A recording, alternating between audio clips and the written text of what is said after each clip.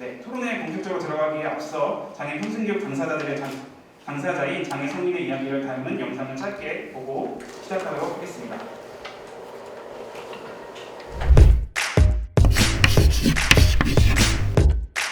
여기 어디예요? 여기 어디? 뭐야? 여기 어디예요? 학교 이름 알아요? 이름 뭐예요? 우리 학교 이름 뭐예요? 노들? 우리 학교 이름 노들야학이죠? 그때 제가 갱년기가 왔었거든요. 갱년기가 와가지고 좀 우울하고 막 이랬었는데 약 먹는 것보다 더 좋은 거지. 이게 기분이 좋고 안 오면 안 되고.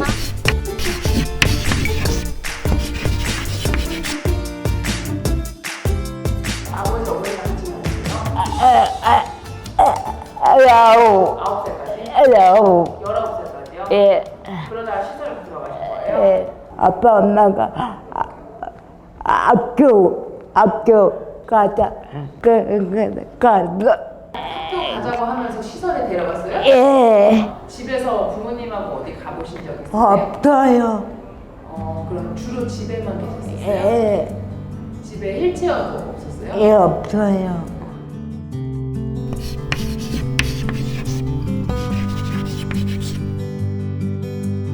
학교 못 다니기 시작하면서 집에 있었고 집에 있다가 그냥 가출했어요.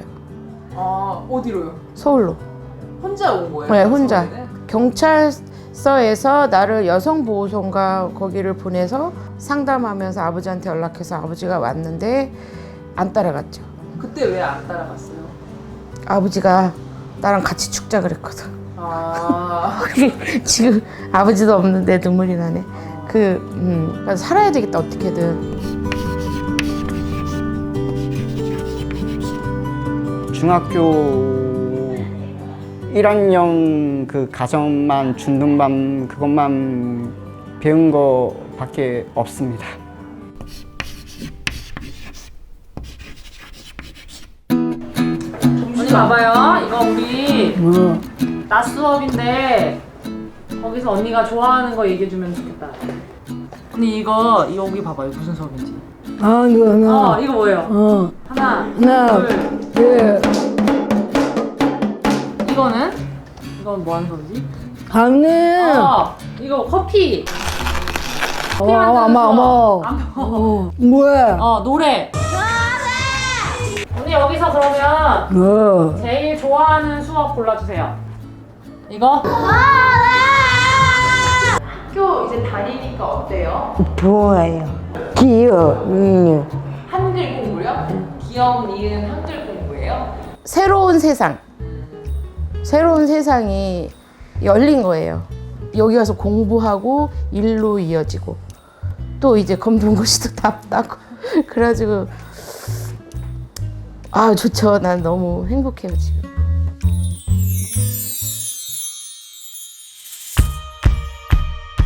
매달에 15만 원씩 넣고 있고 청약 저축도 하고 있고요.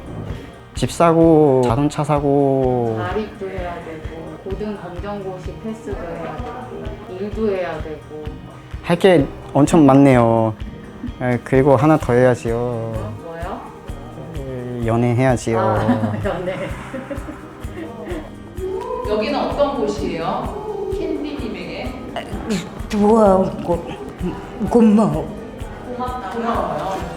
왜요? 이게 고마워. 나한테 양학은 희망이다. 그 전에 우리 남편이 그랬어요. 한날 1시에 같이 죽자 그랬어요. 난 싫다 그랬거든요. 나 싫어. 근데 지금 뭐라 그랬냐면요. 노들약이 있어서 자기 편하게 죽을 수 있을 것 같아. 빅배 같은 거 언니. 네, 맞아요. 그 선생님들. 그래서 이제는 겁 안 나요. 겁이 안 나요. 세상 사는 게 눈물 나려. 아우, 약간 마음이 뜨거워지네.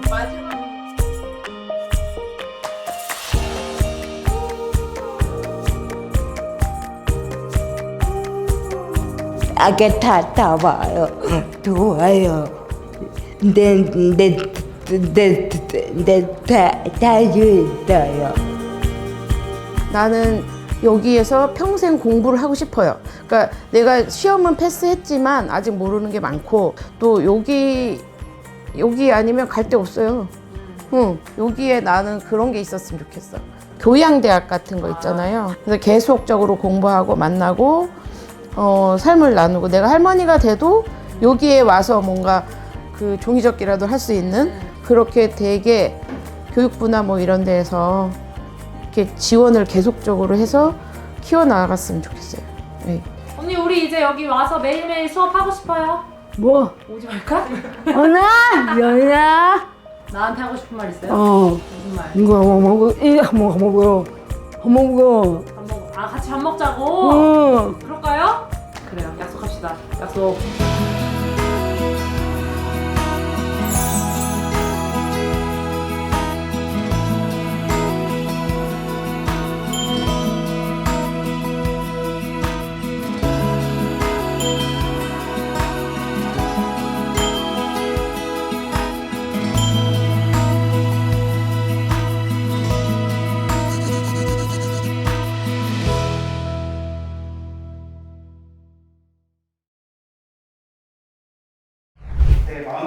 마음이 뜨거워지는 영상이었던 것 같은데요. 여기에 우리는 여기서 새로운 스승을 만났습니다. 이런 문구가 굉장히 제 기억에 남는 것 같습니다. 장애인 평생교육 당사자인 장애성인의 입을 통해서 전해지는 메시지의 울림이 있는 것 같은데요. 이를 통해서 장애인 평생교육이 무엇이고 그들에게 어떤 의미이고 왜 장애인 평생교육법이 필요한지 잘 알 수 있었던 것 같습니다. 네, 초반에 시간이 꽤나 많이 소요가 됐는데요. 이제 본격적으로 토론회에 들어가도록 하겠습니다. 좌장을 맡아주신 김삼석 중부대학교 석좌 교수님을 모시고 시작하도록 하겠습니다.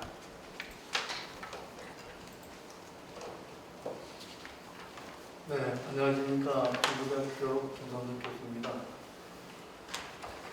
코로나라고 하는 이 정말 어려운 시기에 그래도 우리 장애인 평생교육법 제정을 위해서 여기에 참여해 주신 모든 분들께 진심으로 감사를 드립니다. 또 전국에서 온라인을 통해서 시청하고 계시는 모든 분들께도 머리 숙여 감사를 드립니다. 오늘 주관을 해주시고 추천을 해주신 이런 모든 분들께 인사는 맨 나중에 드리기로 하고 바로 본론으로 들어가겠습니다. 오늘의 이 발제는 장애인 평생교육법의 제정 필요성 그리고 그 법안의 쟁점이라고 하는 주제로 김기동 교수의 발제를 듣고 그리고 이어서 고민재 전국장애인양학협의회 정책위원장님, 서미화 국가인권위원회 위원님, 차영아 교육부 학생정국의 팀장님, 신은주 서울특별시청의 평생교육지원팀의 팀장님, 또 서울특별시 교육청의 김덕희 평생교육과 과장님의 차례대로 토론을 듣고 그리고 청중이 없기 때문에 토론자와 발제자 그리고 토론자 간의 토론을 통해서 우리 장애인 평생교육법이 제정될 수 있고 거기에서 논란이 되고 있는 문제들이 정리되는 이런 기회를 가져보도록 하겠습니다. 먼저 김기동 교수의 장애인 평생교육법의 제정 필요성 및 법안 쟁점에 관한 발제가 있겠습니다.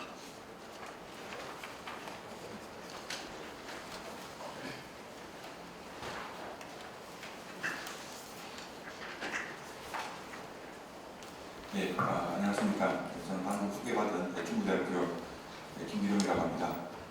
오늘 이제 제가 맡은 내용은 이제 장애인 평생교육법에 대한 개정 방향과 주요 내용에 대한 부분입니다. 앞서서 이제 의원님들께서도 말씀해 주시고 또 영상을 통해서도 이제 보셨는데 이제 장애인 평생교육의 역사는 굉장히 짧습니다. 사실은요. 네, 따지고 보면 굉장히 짧은데 그렇지만 그 짧은 이 과정에서 아주 역동적인 변화들이 일어나고 있습니다. 네, 그래서 2016년도에 이제 평생교육법도 한번 개정이 되면서 장애인 평생교육에 대한 어떤 새로운 치평을 이제 열었다면 지금 이제 논의되고 있는 것은 좀 더 이제 장애인 평생교육에 대한 양적, 질적인 어떤 변화 그리고 발전을 마련하고 정말 제대로 된 장애인 평생교육권을 실현하기 위한 별도의 입법을 준비하기에 이르렀습니다. 네, 장애인 평생교육 현장에서부터 지금까지 이제 이 장애인 평생교육 관련된 연구 이제 저로서는 굉장히 감개무량하고 뜻깊은 이런 자리인 것 같습니다. 아무쪼록 지금 준비하고 있는 이 장애인평생교육법이 잘 이렇게 준비가 되어서 국회를 무사히 통과해 정말 이 장애인의 평생학습권이 실현되는 그런 시대가 왔으면 좋겠습니다. 네, 그럼 오늘 준비한 원고에 따라서 말씀을 드리도록 하겠습니다. 저는 이제 오늘 준비한 것은 이제 장애인 평생교육 현황과 그리고 평생교육 실태와 문제점, 그리고 이제 법률의 제정 방향, 그리고 법률 안의 주요 내용에 대해서 이제 설명드리도록 하겠습니다. 지금 발제 자료에는 이제 그 법안에 대한 비교표를 실어 놓았습니다. 원래 이제 국회 차원에서 준비했던 법률안이 있었고 미리 이제 토론자분들께서는 이제 국회 차원에서 준비했던 그 법률안을 먼저 배포해 드렸고 그걸 가지고 아마 오늘 토론 자료를 드렸을 텐데 제가 이제 발표 원고를 준비하고 그동안에 또 장애인 평생교육의 여러 가지 내용을 좀 정리해 보면서 이제 좀 수정을 하게 되었습니다. 그래서 오늘 그 발표 자료에 포함된 그 법안 비교표 자료는 기존에 이제 드렸던 그 자료와 조금 수정된 그 내용, 법조항을 이렇게 비교해서 이렇게 실어 놓은 것입니다. 그래서 토론하실 때 참고해서 보시면 되겠습니다. 그리고 오늘 제가 발표한 내용은 그렇게 수정한 내용을 바탕으로 해서 법률안의 주요 내용을 이렇게 말씀드리도록 하겠습니다. 이 법률안에 대한 법률의 제정 방향과 법률안에 대한 주요 내용을 설명하기에 앞서서 현재 장애인 평생교육이 어떻게 추진되고 있고 또 어떤 문제점이 있고 하는지에 대해서도 이제 말씀을 드려야 되는데 아마 이제 그 시간이 충분하지 않을 것 같습니다. 그래서 그런 부분을 짤막하게 짧게 이렇게 좀 짚고 넘어가고 주로 새롭게 제안하고 있는 법률의 주요 제정 방향과 그리고 법안 내용을 중심으로 말씀드리도록 하겠습니다. 장애인 평생교육 현황을 크게 이제 이걸 역사적인 변천 과정을 봤을 때 크게 세 가지로 좀 구분해서 좀 제시해 볼까 합니다. 아예 이제 민간 차원에서 법적 제도적 기반이 전혀 없었던 민간 차원에서 진행되었던 장애인 평생교육 시기, 비제도권에 있었던 그 시기가 있었고, 그리고 이제 이 장애인 평생교육 지원에 관한 내용이 장애인 등에 대한 특수교육법에 포함이 되면서 이제 거기에서 처음 포함되면서 이제 장애인 평생교육에 대한 제도적 근거가 최초로 마련된 그 시기가 있고, 그리고 2016년도에 이제 평생교육법이 개정이 되면서 장애인 평생교육에 관한 사항이 평생교육법에 포함이 되어서 그 지원 내용이 일정 정도 구체화되는 그런 시점이 좀 더 장애인 평생교육의 제도화를 위한 발전이 되고 있는 그런 시기라고 할 수 있겠습니다. 지금 시기는 이제 평생교육법 개정 이후에 이제 평생교육이 장애인 평생교육이 조금씩 제도화되고 있는 그런 시기라고 볼 수 있겠습니다. 그런 시기이지만 여전히 이제 장애인 평생교육은 또 뭔가 획기적인 변화, 좀 더 집중적인 지원 이런 것이 없이는 장애인 평생교육의 실질적인 변화를 기대하기 어렵다고 판단해서 오늘 이런 장애인 평생교육법을 제안하게 되었습니다. 이제 장애인 평생교육은 이제 처음에는 학교 형태의 장애인 평생교육, 좀 전에 보셨다시피 장애인 양학을 중심으로 한 학교 교육의 형태로 이루어지는 평생교육이 최초의 어떤 평생교육의 시작이었다면 2010년도 전후로 해서 그 장애인 평생교육은 다양한 형태로 이렇게 전개가 됩니다. 일반 평생교육 기관에서의 장애인 평생교육 프로그램을 운영한다거나 아니면 이제 발달장애인과 같이 좀 더 특정한 장애 유형을 대상으로 한 별도의 장애인 평생교육 시설이 운영이 된다거나 그런 어떤 다양한 형태로 장애인 평생교육이 이렇게 확산되는 그런 상황이 되고 있습니다. 그런 것들이 이제 평생교육법이 개정이 되면서 그런 어떤 지원의 여러 가지 것들을 추진할 수 있는 그런 법적 근거들이 마련이 되어서 지금까지 운영이 되고 있다라고 볼 수 있을 것 같습니다. 그리고 이제 이 장애인 평생교육에 대한 어떤 법적인 근거, 어떤 정책적인 어떤 지원들이 지난 한 10여 년의 역사 동안 이렇게 수행되어 왔는데 교육부 차원에서도 이제 크게 두 가지의 장애인 평생교육을 좀 제시화하거나 활성화하기 위한 그런 방안들을 발표하고 있었고, 특히 이제 작년 12월에는 장애인 평생교육을 활성화하기 위한 좀 더 구체적인 방안들이 교육부 차원에서 발표되기도 했었습니다. 그렇지만 이제 이런 여러 가지 어떤 지원 체계와 어떤 법적 근거들이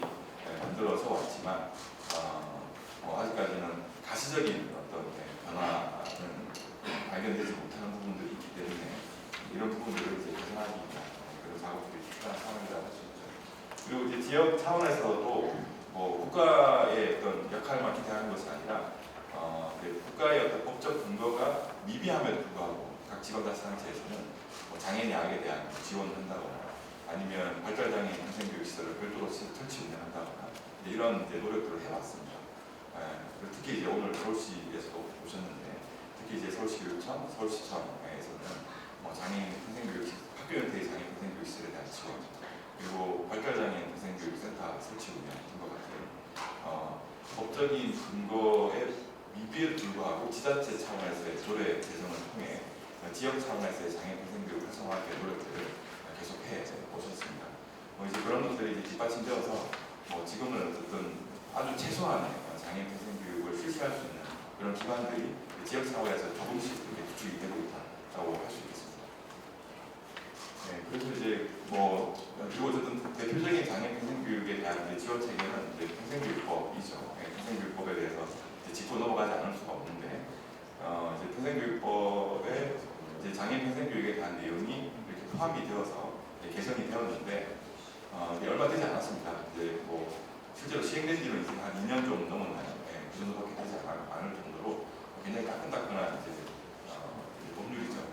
따끈따끈한 법률인데 그런데 이제 개정이 되었지만 이 평생교육법에 장애인의 평생교육에 대한 지원 내용을 아주 구체적으로 포함시키기에는 한계가 있습니다. 아시겠지만 이제 평생교육법 자체가 모든 국민의 평생교육 진흥을 위해서 그런 그 지원의 근거들을 규정하다 보니 특정한 이 장애인이라고 하는 그 부분을 중심으로 해서 이들의 어떤 평생학습권에 를 향상시키기 위한 구체적인 내용을 집어넣기에는 아마 법 체계에도 맞지 않는 부분들이 있을 겁니다. 그래서 당시에 평생교육법 개정할 때에도 다양한 요구들을 했던 것으로 알고 있지만 평생교육법이 전체 국민을 대상으로 하다 보니까 또 장애인 평생교육의 어떤 특성과 요구를 고려한 특별한 지원들을 좀 더 구체적으로 반영하기에는 부족한 측면이 많이 있었습니다.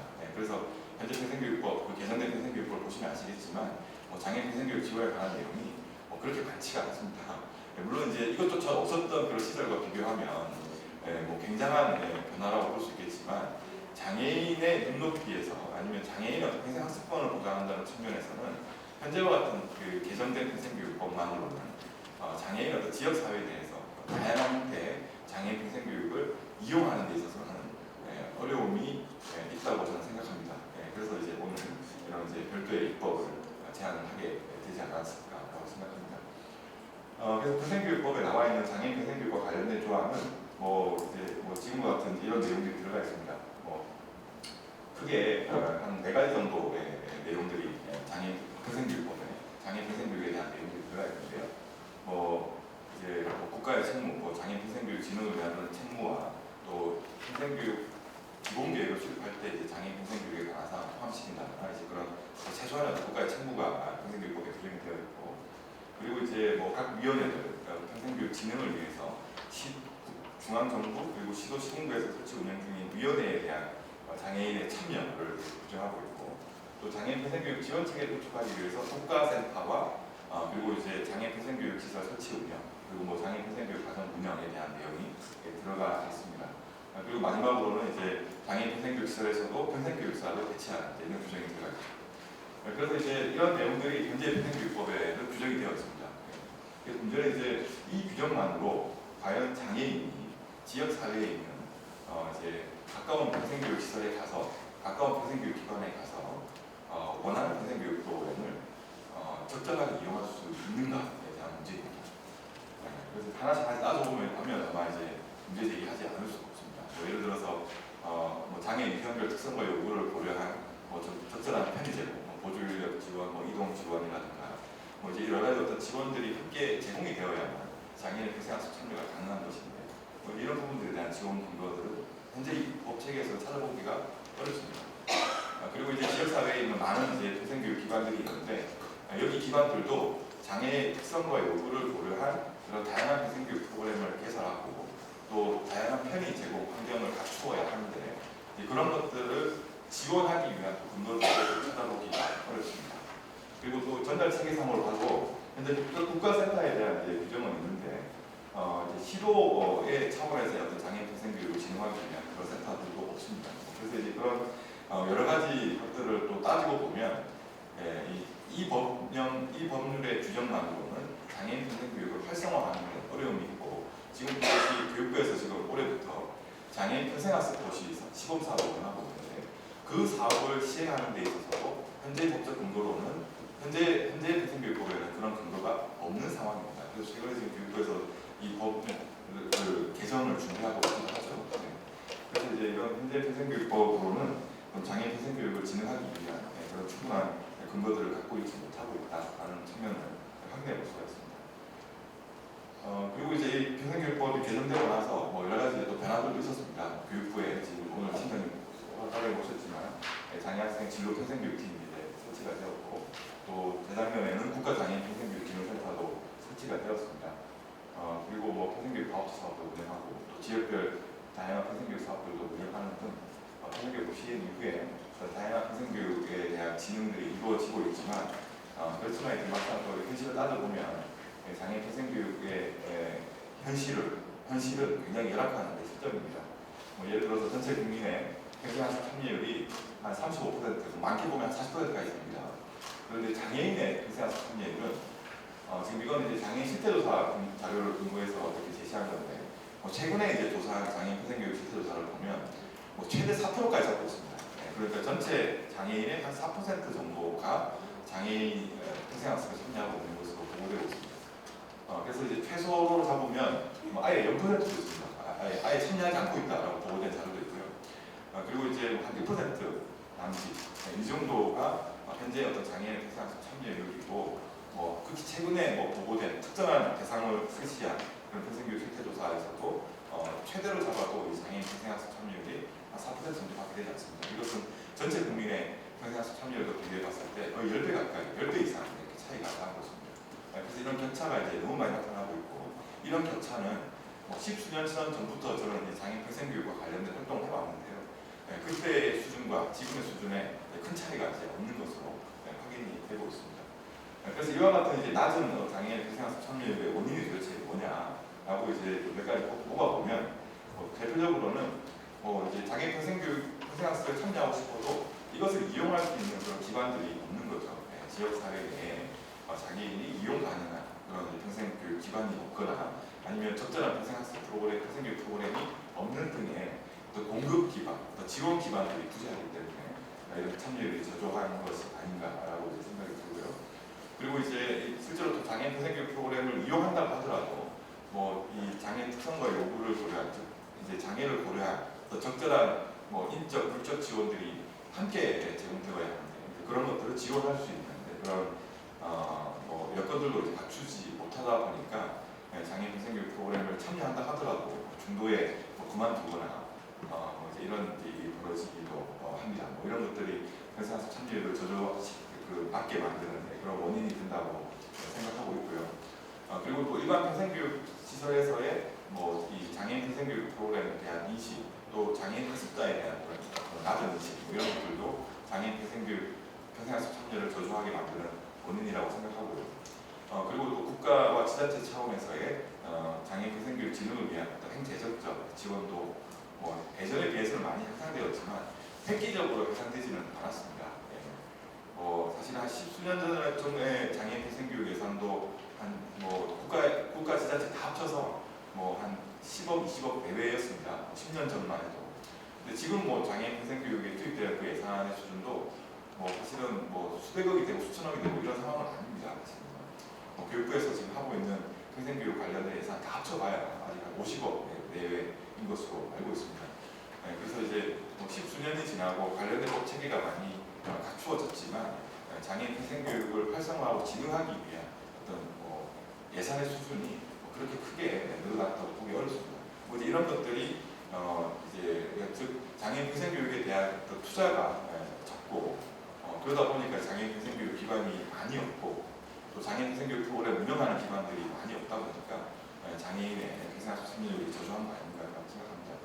그래서 이제 장애인 평생교육권을 실현하고 장애인의 어떤 완전한 어떤 평생학습 실현을 위해서는 또 지역 차원에서의 어떤 다양한 평생교육 기관을 만들고 평생교육 프로그램을 만들고 또 장애 특성과 요구를 고려한 또 적절한 지원이 이루어지는 그런 시스템을 구축을 해야만 이 장애인의 평생 낮은 평생학습 참여의 문제를 해결할 수 있지 않을까 생각합니다. 실제로 이제 장애인이 이용 가능한 평생교육 기관 수 매우 적습니다. 이 프로그램 수는 늘었지만요. 여기 지금 대표적으로는 기관 수는 늘어나지 않았습니다. 크게. 그 얘기는 이제 이 행재정적 투자가 크게 안 되고 있다라는 것을 반증하고 있는 거 아닌가라고 생각합니다.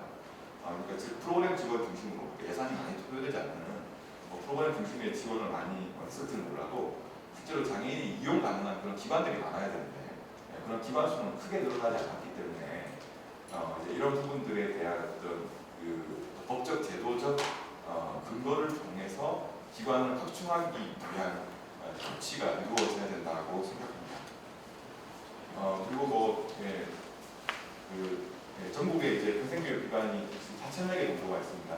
그런데 장애인이 이용 가능한 평생교육 기관은 한 7% 남짓합니다. 이건 제가 만든 자료도 아니고 교육부에서 만든 자료입니다. 교육부에서 또 확인한 자료가 이용 가능한 평생교육 기관이 너무 적다.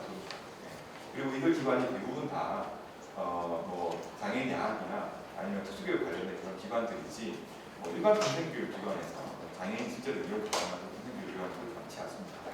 저도 지금 사실은 그 충남에서 장애인 평생교육 실태 조사를 제가 지금 진행하고 있습니다. 충남 지역에서 하고 있는데 충남 지역에 평생교육 기관으로 등록된 기관이 한 1,300개 정도 있거든요. 있는데 전화를 이제 일일이 해보면 그 중에 한 5%도 안 되는 것 같습니다. 장애인 있다거나 아니면 장애인 평생교육 프로그램 운영하고 있다고 응답한 그런 기관이 5%도 안 되는 것 같습니다. 그만큼 서울 지역은 좀 괜찮을지 몰라도 도 지역으로 가면 그런 장애인 평생교육을 실시하고 있는 그런 기관들은 훨씬 더 적은 것으로 이렇게 확인이 되고 있습니다. 그만큼 장애인 평생교육이 열악하다라는 것을 알 수가 있고요. 그리고 이것 외의 문제점으로는 장애인 평생교육이 이제 이원화되어 있습니다. 지금 시도에 국가장애인 평생교육 지원센터가 있는데 시도에 이제 장애인 평생교육 지원센터가 없습니다. 이 시도에 대한 장애인 평생교육 지원센터는 현재는 시도 평생교육진흥원과 이렇게 연계해서 이제 지원을 해야 하고 또 현재 국가장애인 평생교육 지원센터는 국립특수교육원에서 설치 운영하고 있습니다. 그렇지만 또 일반적인 전체 평생교육 진흥 사업은 교육부의 출연기관인 국가평생교육진흥원에서 담당하고 있습니다. 그래서 이제 지금 장애인 평생교육 지원 체계가 장애인을 위한 또 별도의 지원 체계도 한 축으로 있고 또 전체 국민을 위한 또 평생교육 지원 체계가 한 축으로 있는데 그 두 개의 축이 이렇게 서로 얽히고 섞여서 이렇게 복잡하게 이렇게 운영이 되는 그런 실정입니다. 그래서 어떤 장애인 평생교육을 좀 더 체계적이고 좀 더 집중적으로 이렇게 추진하는 데 있어서는 현재 이와 전달 체계는 좀 적절하지 않아 보입니다. 그래서 이런 부분들에 대한 좀 개선이 필요하다 이런 상황이다 보시면 됩니다. 그리고 이 장애인 평생교육의 경우에는 이 장애와 관련된 어떤 전문성을 가진 그런 평생교육 지원 인력이 배치될 필요가 있는데 현재는 이제 그런 인력을 배치할 수 있는 그런 근거가 없습니다. 현재는 그냥 평생교육사만이 장애인 평생교육 시설에 배치할 수 있도록 규정을 하고 있고 어떤 장애와 관련된 전문성을 가진 평생교육 전문 인력 또는 교강사 또는 보조 인력 등이 장애인 평생교육 시설에 배치될 필요가 있는데 이들 인력에 대한 어떤 자격 기준, 양성 방안, 배치 기준 이런 것들이 현재 법 체계에 없습니다. 그래서 이런 어떤 사실은 이 장애인 평생교육의 질도 그런 장애인 평생교육 지원 인력의 어떤 질적 수준과 비례한다고 생각하는데요.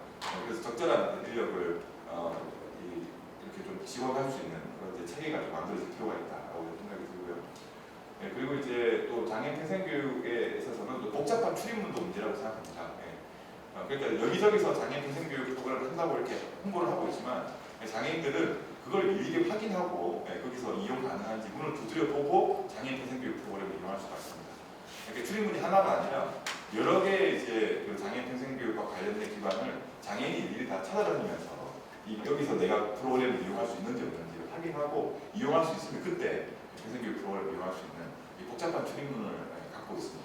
그래서 이것을 좀 더 단순화할 필요가 있고 원스톱 혜택으로 이렇게 지원할 수 있는 그런 방안들이 만들어져야만 장애인이 좀 더 편리하게 장애인 평생교육 프로그램을 이용할 수 있다고 생각합니다. 그래서 이런 부분들도 문제가 있다고 생각하고요. 그리고 이 관련된 어떤 정보 획득이 어려움도 있습니다.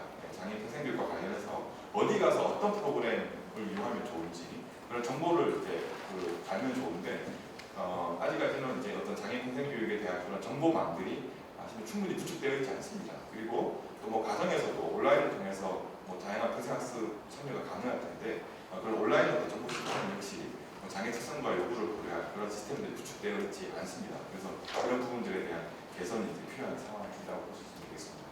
그래서 이런 문제점들을 고려해서 이제 이 장애인 평생교육법에 무엇을 어떻게 담을지를 고민을 해보았습니다. 먼저 이 장애인 평생교육법이 왜 제정되어야 되느냐라고 했을 때, 뭐 현재 평생교육법 개선하면 되는 거 아니냐, 뭐 이런 말씀도 하실 수 있는데요. 현재 평생교육법의 어떤 특성이나 법 체계를 고려해봤을 때 어떤 장애인의 특성과 요구를 고려한 어떤 다양한 평생교육 지원 내용을 그 평생교육법에 하나하나 다 담기에는 평생교육법의 체계에 맞지 않다라고 판단합니다. 아니면 뭐 평생교육법 안에 어떤 별도의 장을 하나 만들거나 절을 하나 만들어서 해볼 수도 있겠지만 그것이 어떤 전체 평생교육법의 취지에도 아마 적절한지에 대해서도 좀 검토가 필요한 것 같습니다. 그래서 이제 제가 생각하는 것은 이 평생교육법의 현재 법 체계 속에서 장애인 평생교육에 대한 다양한 지원 내용을 담기보다는 별도의 입법을 통해서 장애인 평생교육 지원을 강화하는 방향으로 갔으면 좋겠다라고 생각하고 장애인 평생교육법을 제정하자라는 제안을 하기에 이르렀습니다. 그래서 현재 평생교육법은 효과성의 문제도 있고 평생교육법 시행 이후에 장애인 평생교육이 얼마나 향상되었느냐라고 했을 때 사실은 그 효과를 눈으로 확인하기에는 아직은 어려운 실정이다라는 겁니다. 그렇지만 이제 이 평생교육법의 어떤 장애인 평생교육 시설에 대한 다양한 지원 또는 국가 차원에서 장애인 평생교육 시설을 확충하고 장애인 평생교육 프로그램을 확대하고 이런 내용들이 평생교육법에 구체적으로 명시가 되어 있지 않기 때문에 현재 그 법적인 근거만으로는 장애인 평생교육의 어떤 행재정적 지원이 획기적으로 강화될 것이라고 기대하기는 어려운 것 같습니다. 즉 효과도 기대하기 어렵다는 거죠. 그래서 현재 평생교육법의 효과성의 문제도 있기 때문에 좀 장애인 평생교육법이 필요하다 아닌가라고 얘기해 볼 수 있고요. 또 타당성과 적합성의 문제. 현재 유아부터 대학까지의 장애 학생 교육에 관한 사항은 장애인 등에 대한 특수교육법에서 규정하고 있습니다. 그렇지만 장애인 평생교육법은 이제 장애인 평생교육은 평생교육법에 규정을 하고 있죠. 그래서 이것에 대한 어떤 법 체계 전체를 고려해 봤을 때는 특수교육법과 교육 관련된 법률에 대응되는 관계가 있습니다.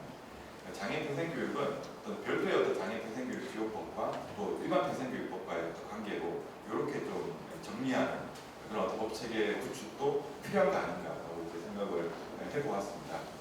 그리고 또 구조의 여러 가지 어떤 문제들, 현재 평생교육법의 내용 자체가 이런 장애인 평생학습의 다양한 요구들을 담아내기에 부족한 부분도 있고 또 평생교육 전달 체계에 있어서도 현재 법 체계에서는 효과적으로 지원하기 위한 그런 전달 체계를 갖추지 못하고 있다고 생각합니다. 그래서 이런 어떤 문제점들이 있기 때문에 장애인 평생교육을 좀 더 체계적으로 지원하기 위한 별도의 장애인 평생교육법이 필요하다라고 제안해 볼 수 있을 것 같습니다.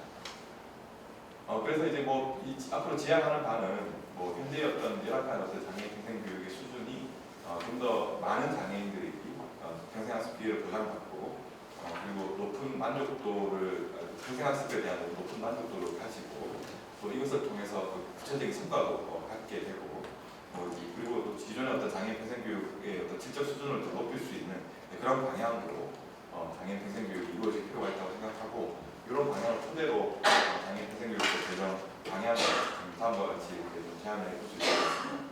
크게 5가지 어떤 재정 방향을 제안하게 되었습니다. 첫 번째는 국가의 역할을 강화하는 것입니다.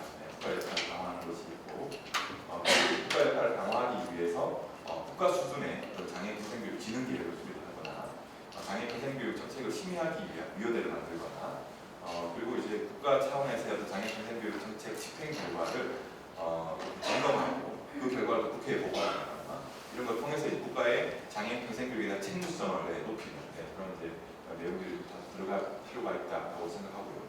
그리고 이제 국가 장애인 평생교육 지원센터도 이 국가 평생교육 진흥원처럼 별도의 원으로 독립 확대 개편하는 것도 좀 포함해서 국가의 장애인 평생 교육에 대한 역할이 확대되고 챙구성이 강화되었으면 좋겠습니다. 그래서 이런 방향으로 장애인 평생교육법이 제정될 필요가 있다는 말씀드리고요. 두 번째는 이제 평생교육 기회를 확대하는 것. 장애인의 평생교육 기회 확대는 저는 뭐 장애인 평생교육 프로그램을 제공하는 그런 장애인 평생교육 기관들이 많이 만들어져야 한다고 생각합니다. 이게 많이 만들어져야 되고 이것을 민간에서 알아서 만들 것만 기대하는 게 아니라 국가가 나서서 만들기도 하고 또 그걸 만들려고 하는 사람들에 대해서 지원도 하고 그리고 이미 만들고 운영하고 있는 기관에 대해서도 또 적절한 지원을 좀 더 해서 이 장애인이 정말 다양한 곳에서 평생교육 프로그램을 이용할 수 있는 그런 기반들을 구축할 필요가 있다고 생각합니다. 그런 내용들을 법률에 좀 담을 필요가 있다고 생각합니다. 그리고 또 중요한 것은 이제 질 높은 평생교육 프로그램을 구현하는 것도 중요하다고 생각합니다. 그걸 하기 위해서는 전문 인력을 배치하는 것도 중요한 것 같고 그리고 여기에 어떤 다양한 교재 교구들을 보급하는 이런 노력도 뭐 지금도 하고 있지만 앞으로 더 확대해서 진행할 필요가 있다고 생각합니다. 그리고 이제 또 한 가지 또 특별히 고려하고 있는 측면은 바로 이 맞춤형 평생교육 지원입니다. 그래서 맞춤형 평생교육 지원을 위해서는 장애인 특성과 요구를 고려한 이 정당한 편의 제공, 지원의 유형들을 확인해서 또 필요한 장애인들에게 학습 과정에서 이런 정당한 편의 제공이 필요로 하면 이것을 지원할 수 있는 그런 기반들을 구축할 필요가 있고요. 또 두 번째는 이 장애인 평생교육에 참여하는 장애인에게 어떤 맞는 개개인에게 맞는 어떤 평생교육 프로그램을 이용할 수 있도록 하는 또 그런 평생교육 프로그램을 이용하는 과정에서 필요한 지원들을 이렇게 제시해 놓은 또 개인별 평생교육 지원 계획을 수립해서 운영하는 방안도 함께 제안을 해보고 그리고 이제 또 한 가지는 온라인 평생학습 정보 시스템 구축을 통해서 본인에게 필요한 그런 평생교육 프로그램을 이용할 수 있는 그런 정보 시스템을 같이 구축하는 것도 제안을 해봅니다. 그리고 다섯 번째는 장애인 평생교육에 대한 지원 체계를 구축하는 건데 현재 국가센터만 있는 것을 국가, 시도, 시군구 차원에서의 전달 체계를 구축을 하고 그런 내용을 여기 포함시키려고 제안을 하려고 하고요. 두 번째는 이제 아까 이제 말씀드렸지만 복잡한 출입문을 하나의 어떤 단순한 출입문으로 바꿔내는 그런 작업들도 해봤으면 좋겠습니다. 그래서 장애인이 지역사회에 있는 어느 특정한 기관을 통해서 본인이 필요한 어떤 장애인 평생교육 프로그램을 얘기를 하면 그러면 이제 그 기관에서 장애인이 필요로 하는 이제 그 장애인이 원하는 그런 프로그램을 제공하는 기관을 섭외해서 연결시켜주는 거죠. 그래서 장애인은 이제 여러 개의 어떤 장애인 평생교육 기관을 갈 필요 없이 하나의 출입문만을 이용해서 거기서 필요한 평생교육에 대한 지원을 소개받고 연결받는 이런 시스템들을 만들어서 원스톱의 어떤 장애인 평생교육 지원 체계를 구축하는 것도 이번 법률 제정에 있어서 중요한 내용이라고 판단됩니다. 그래서 그런 내용까지 포함을 해서 5가지 방향으로 제안을 해보고 그래서 이런 것을 바탕으로 해서 이 법률은 장애인의 평생교육권을 보장하고 이것을 실현하는 데 필요한 구체적인 사항을 규정하는 것을 목적으로 해서 이 법률 제정안을 준비를 하게 되었습니다.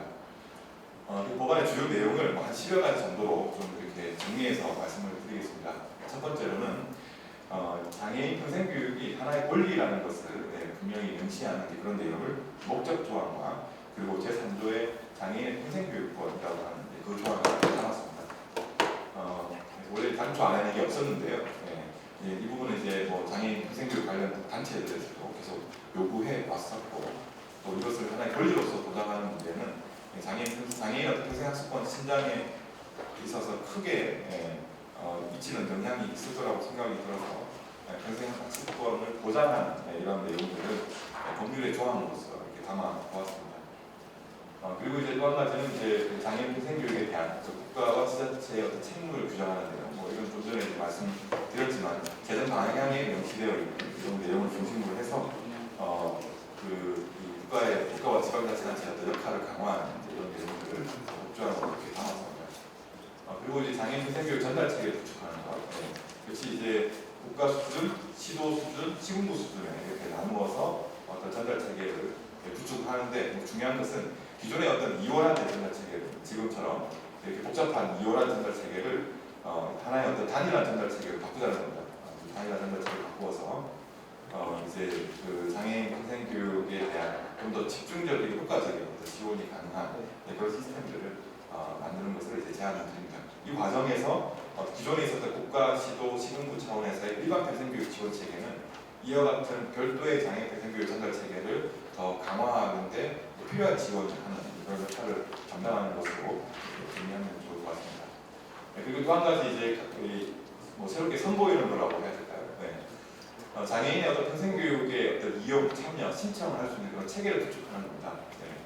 그래서 이제 이 법률에 따르면 이제 지역에서 이 시군구 장애인 평생학습관을 설치하도록 제안했습니다.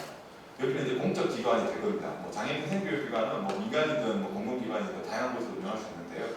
여기 이제 그 국가, 시도, 시군구 차원에서의 장애인 평생교육 전달 체계는 이제 공적 기관들이 이제 이것을 수행하게 될 것이고, 그리고 이제 시군구 장애인 평생학습관은 그런 공적 기능을 수행하는 최말단의 이제 장애인 평생교육 지원 체계라고 볼 수 있죠. 그래서 이제 장애인 학습자는 바로 이 시군구 장애인 평생학습관을 통해서 본인에게 필요한 어떤 장애인 평생교육 프로그램을 신청한다거나, 아니면 장애인 평생교육 참여에 의사를 표현한다거나, 아니면 장애인 평생교육 기관의 평생교육 기관을 이용하겠다라고 하는 뭐 의사를 표시하는 등의 어떤 장애인 평생교육을 신청하는 거죠. 그래서 이 장애인 평생교육을 신청하는 것을 이 지역에 있는 이 장애인 평생학습관을 통해서 하는 거죠. 그러면 장애인 평생학습관에서는 먼저 우리 장애인이 이 지역에 있는 장애인 평생학습관에 평생교육에 참여하겠다고 하는 신청서를 제출하는 거죠. 그러면 그 기관에서는, 즉 장애인 평생학습관에서는 이 장애인에게 지원이나 연계 가능한 평생교육 프로그램이 무엇인지 확인해보고, 이와 같은 프로그램을 제공하는 기관을 확인해보는 작업을 진행하고, 그리고 이제 이 장애인에게 적절한 그 지역에 있는 평생교육 기관을 섭외하고 여기 평생교육 기관을 이용할 수 있도록 연결시켜주는 거죠. 그래서 이제 이런 것을 역할을 이제 장애인 평생학습관에서, 그래서 지역에 있는 장애인 평생학습관에서 하게 되고, 그리고 이제 이렇게 해서 그 장애인 평생교육 프로그램을 어디서 이용할지가 연결이 되면 그 다음에는 이제 장애인 평생교육 기관으로 넘어가서 이쪽에서는 이제 그 장애인에게 맞는 어떤 적절한 평생교육 지원을 어떻게 할 것인지에 대해서 개인별 장애인 평생교육 지원 계획을 수립하고, 그리고 이와 같은 계획에 따라서 그 장애인 학습자에게 어떤 필요한 평생교육 프로그램 운영, 그리고 장애 특성과 요구를 고려한 어떤 정당한 편의 제공 등의 어떤 지원들을 함께 이 계획에 따라서 제공할 수 있도록 하고, 그리고 이제 이후에 그 계획을 잘 수행했는지 평가하고 하는 작업들을 통해서 장애인 평생교육 지원이 이루어질 수 있는 그런 체계들을 이렇게 좀 제안을 드립니다. 그래서 이 내용이 이제 지금 법률안 19조의 3, 19조의 4에 제시를 하였습니다. 이 법 조문의 번호로 이렇게 구분을 한 것은 지금 아직 뭐 제정도 안 된 것에 이게 법 조문이 좀 체계가 좀 이상한데요. 이건 이제 기존에 이미 국회에서 준비했던 그 법률안의 조문 번호가 좀 헷갈릴 수 있을 것 같아서 그냥 새롭게 신설하는 조항들을 이렇게 이제 기존 조항에 좀 더 붙여가지고 이렇게 구성을 했기 때문에 법체계가 이렇게 구성이 된 겁니다. 어쨌든 이렇게 그 장애인 평생교육의 어떤 이용, 참여, 신청할 수 있는 그런 체계를 구축해서 장애인의 평생교육에 대한 출입문을 일원화하는 거죠.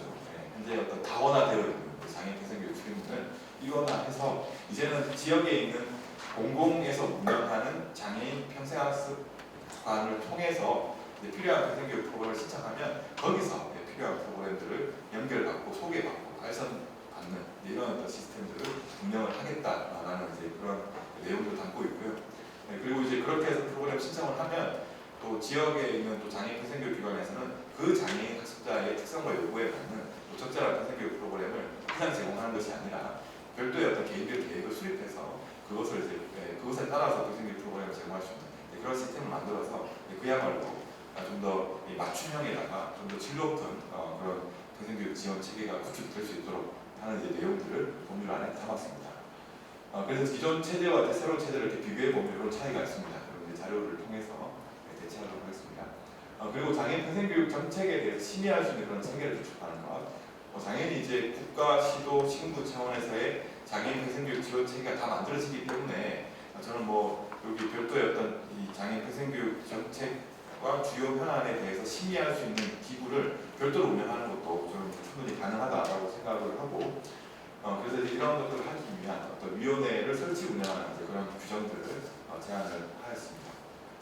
네, 그래서 이와 같이 이제 국가 수준, 시도 수준 이렇게 제안을 해보는데 시군구 장애인 평생교육 협의회까지는 제안하지 않았습니다. 네, 이거는 뭐 조금 더 이제 장애인 평생교육에 대한 그런 좀 활성화가 조금 더 이루어진 다음에 좀 제안을 해야 되는 거 아닌가라고 생각이 들어서 지금 이 법률안에는 시군구까지는 제안하지 않았고 국가와 시도 수준의 장애인 평생교육 진흥을 위한 위원회 또는 협의회 설치 운영에 대한 내용을 제안을 하였습니다.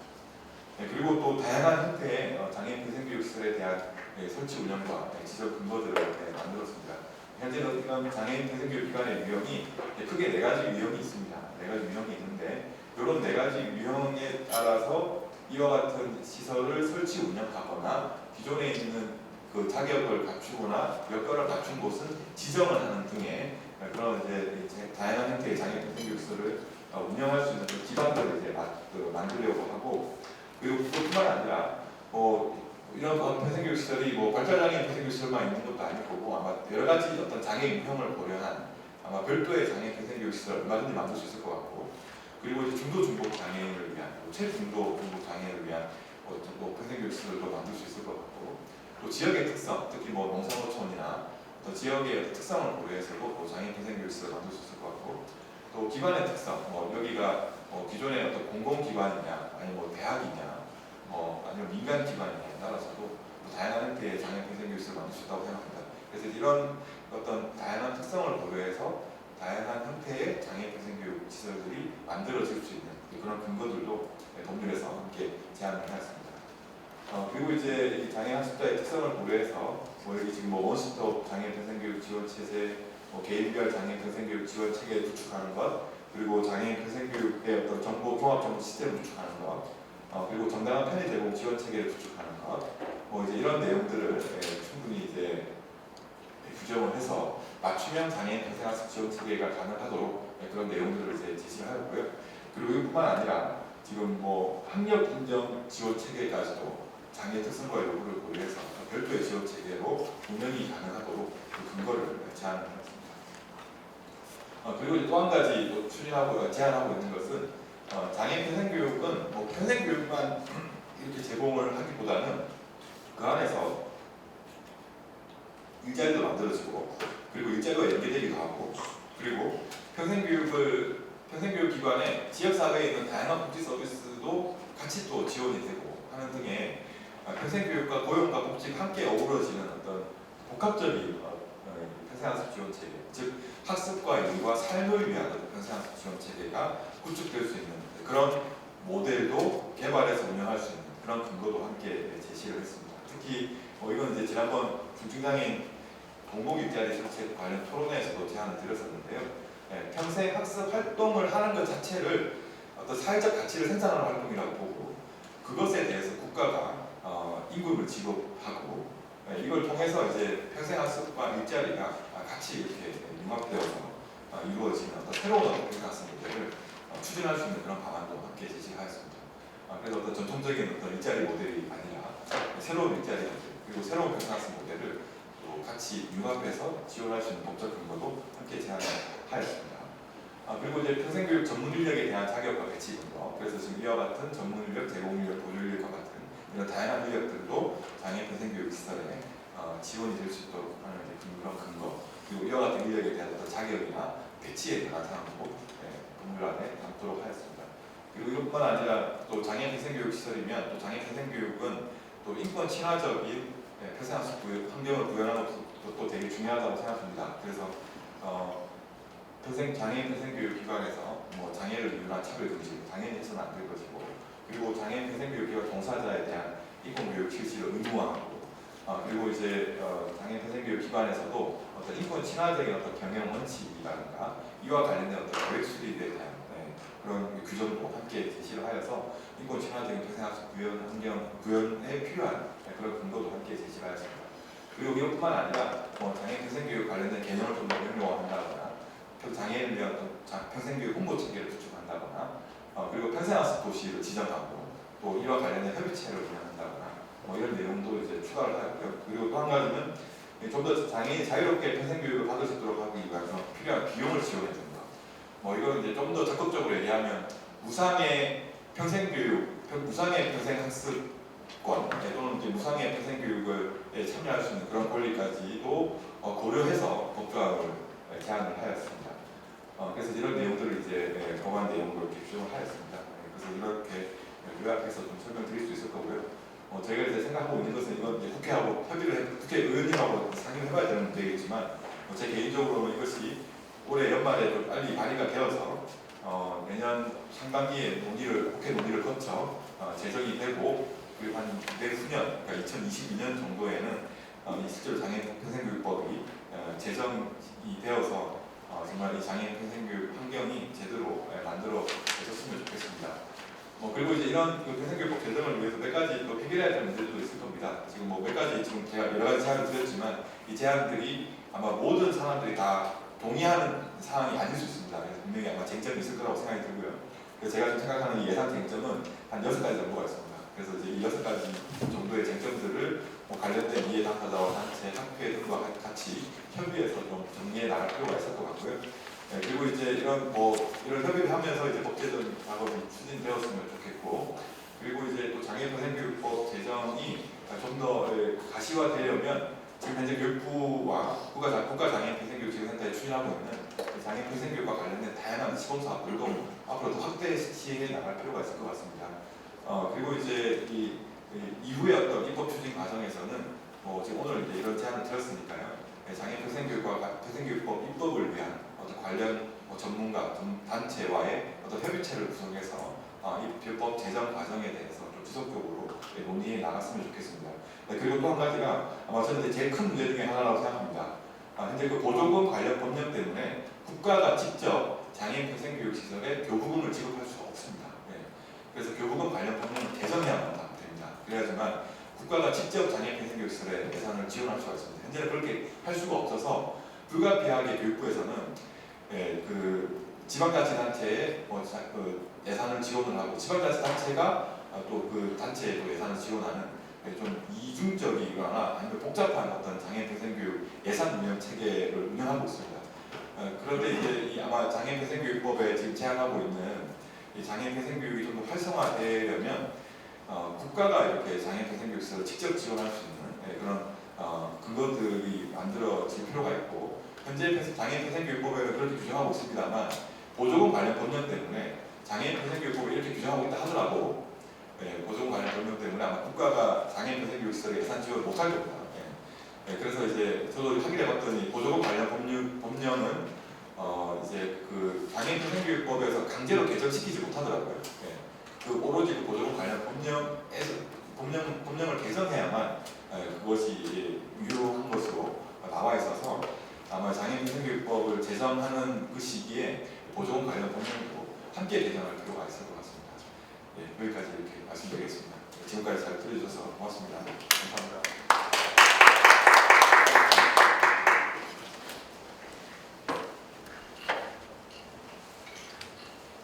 네, 발제를 맡아주신 김기동 교수님 수고 많으셨습니다.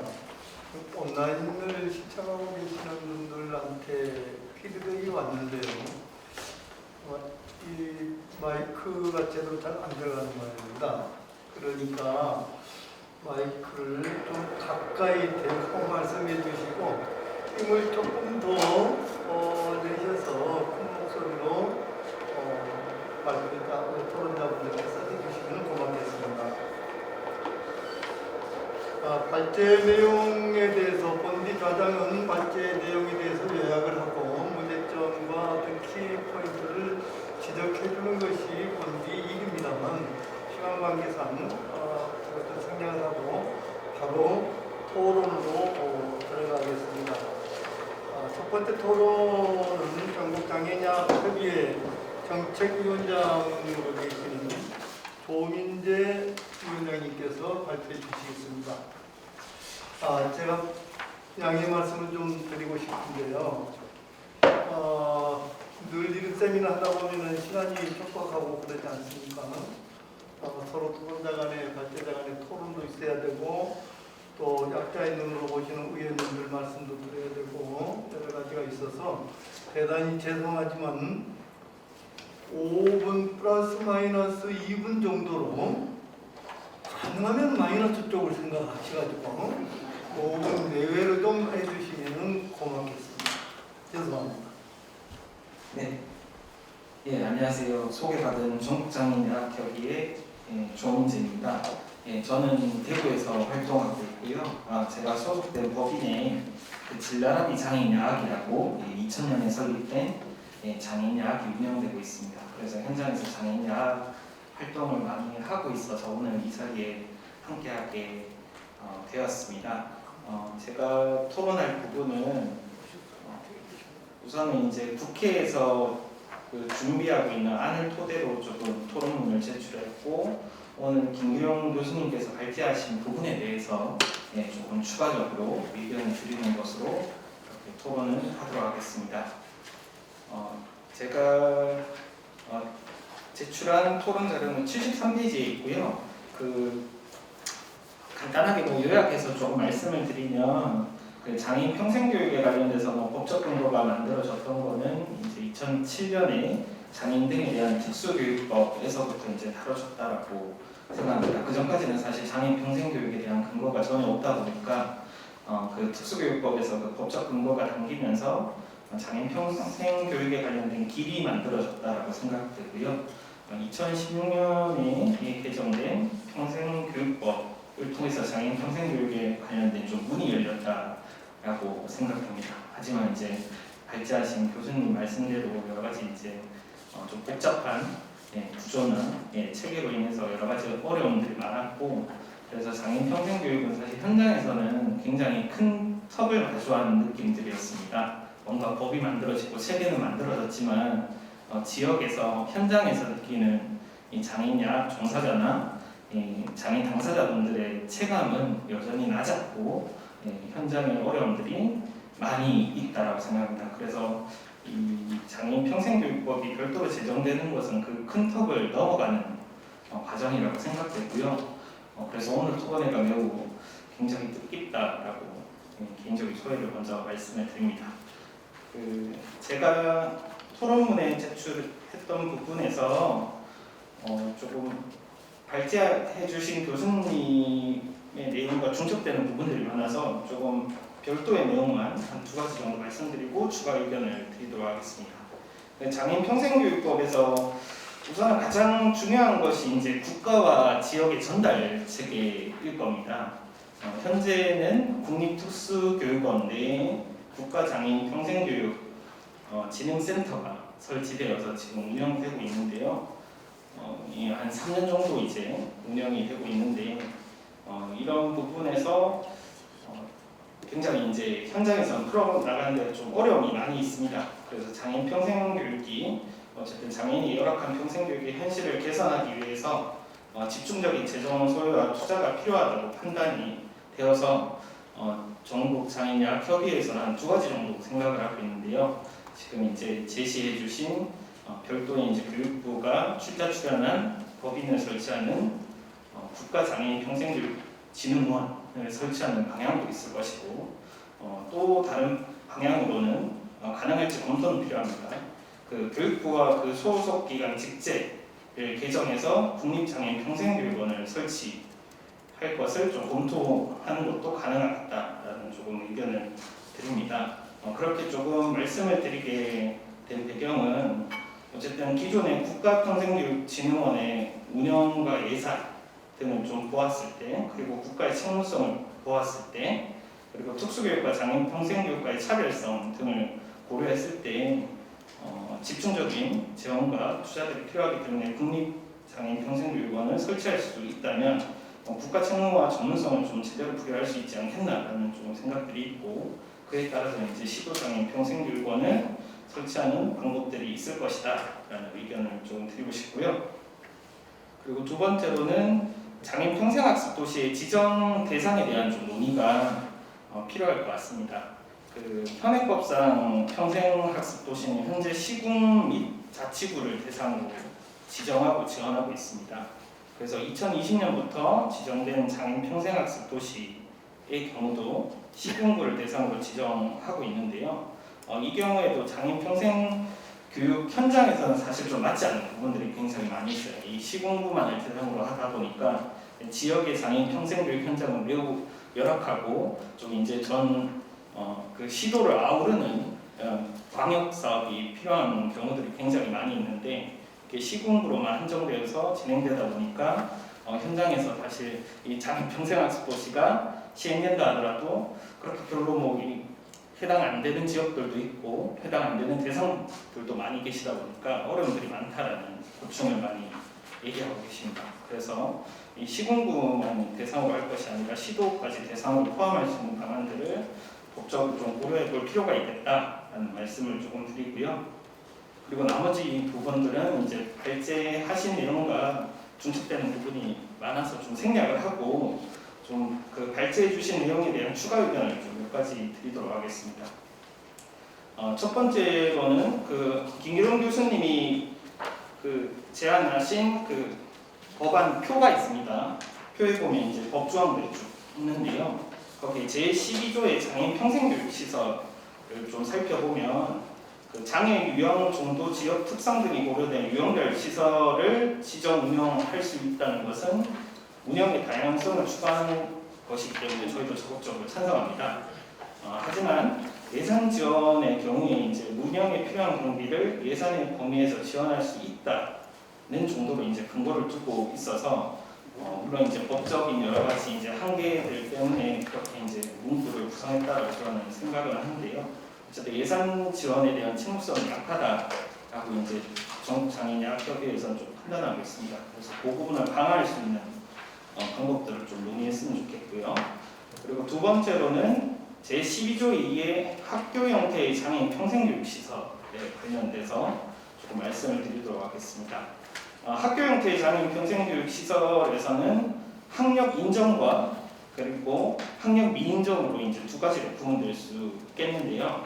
학력 인정 같은 경우에는 기존의 평생교육법에 있는 학력 인정 평생교육 시설일 경우에도 학교법인이나 공익법인이 대부분 할 수 있습니다.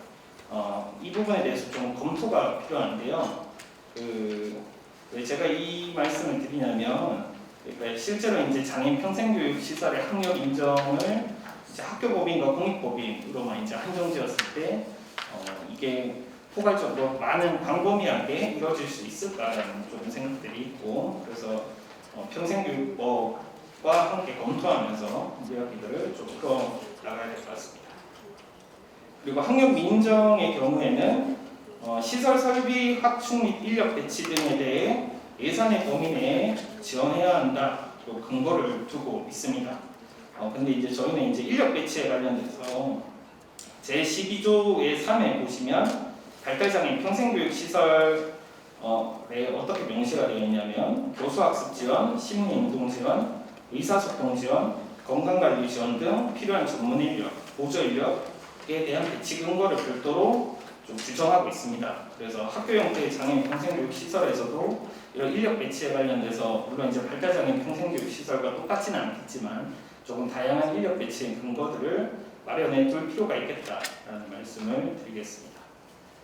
그리고 세 번째로는 제13조 2의 장애인 문해교육의 실시에 관련된 내용인데요. 거기 3항에 보면 장애인 문해교육 프로그램을 이수한 자에 대해 상응하는 학력을 인정하도록 되어 있습니다. 이건 이제 문해교육의 학력 인정 부분인데요.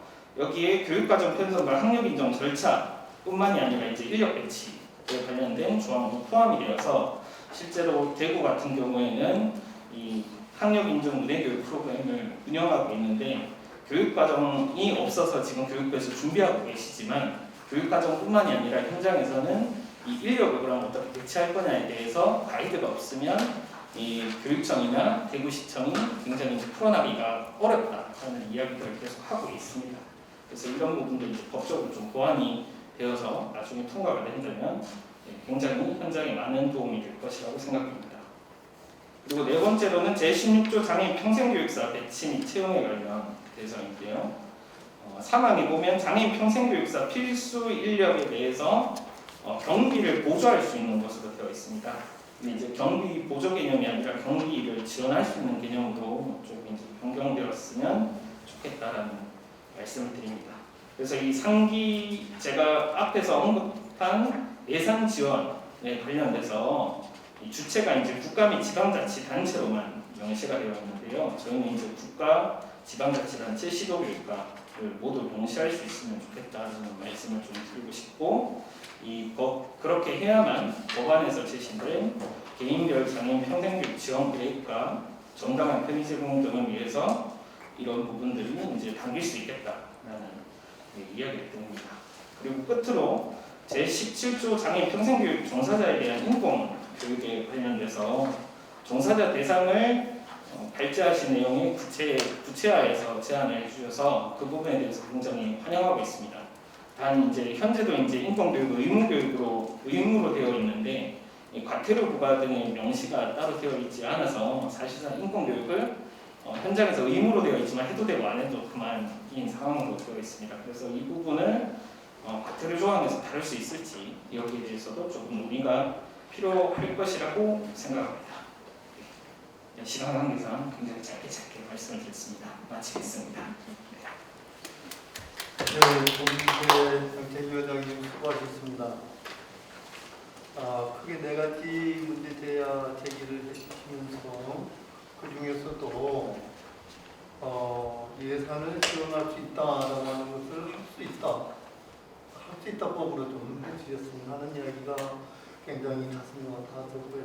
또 평생교육 종사자들 인권교육이라든가 평생교육사 학력 인정의 문제, 학교 밑에 평생교육 시설의 문제 등등을 현장의 눈으로 아주 깊고 정말 절실한 이런 내용을 발표를 해주셨습니다. 나중에 다시 토론하기에 다른 길을 드리겠습니다. 참고로 말씀을 드리면 조민재 위원장님께서는 10분간 발표를 해주셨습니다.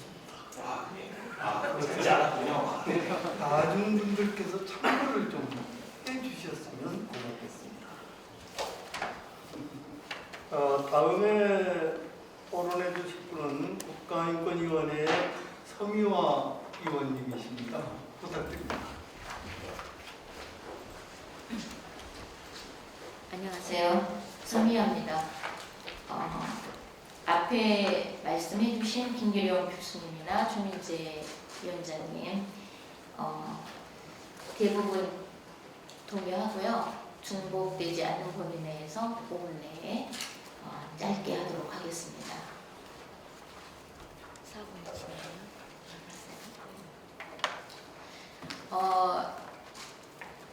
사실 장애인 평생교육법 제정을 위한 토론인데 장애인 평생교육이 아까 김규룡 교수님 말씀하셨던 것처럼 인권의 관점으로 권리의 관점으로 기본적인 관점으로 이제 접근을 해야 된다라는 관점을 갖고 국가인권위원회에서도 2016년에 장애인 인권 증진 실태조사 일환으로 장애인 평생교육권에 대한 연구를 했습니다. 한국복지대학교 산하협력단에서 이 연구를 수행을 했었는데요. 그 인권위원회, 국가인권위원회 연구 결과 내용을 중심으로 짧게 얘기하도록 하겠습니다. 전체 연구 방법을 지적 연구와 양적 연구를 병합해서 진행했었는데 그 결과가 이용인들은 대부분 장애 평생교육을 이용한 경험이 있는 장애인들이 다양한 장애 유형을 갖고 있음에도 불구하고 이 평생교육이 다양성이 전혀 고려되지 않은, 또 장애 유형이 고려되지 않은, 그래서 기대와 욕구에 매우 미치지 못한 결과를 가져왔다는 조사가 됐습니다. 그래서 평생교육이 장애인에게 있어 매우 만족스럽지 않다. 그리고 또 종사자 관점에서의 결과는 종사자들은 대부분 지금 현재 평생교육 기관들이 지역의 복지관을 중심으로 진행을 하다 보니까 평생교육이 사회복지사가 중심이 돼서 이렇게 지원을 하게 되는 구조입니다. 그러다 보니까 평생교육의 질이 높지 않고 또 프로그램의 다양성이라든지 또 장애 유형에 맞는 맞춤형의 어떤 평생교육을 지원하는 이런 것들이 매우 미흡하고 부족하기 때문에 종사자 관점에서는 프로그램이 다양하게 개발돼야 될 필요성이 있다라는 문제를 제기했었고요. 전문가들은 그 연구에서 아까 앞에 다 말씀해 주셨는데 이 평생교육이 진행이 되고는 있는데 아주 미흡하게 되고 있으면서 각자에게 되고 있어서 어떤 장애인 평생교육 기관 간의 교류라든지 협력 이런 전달 체계들이 체계적이지도 않고 구축되어 있지도 않고 그래서 이런 장애인 평생교육이 상당히 갈 길이 멀다. 그래서 전문가들 관점에서는 전달 체계의 체계적인 구축과 굉장히 일원화시키는 구조, 아까 김기룡 교수님 발제에서도 나왔습니다만은 그런 것들이 문제가 제기됐습니다.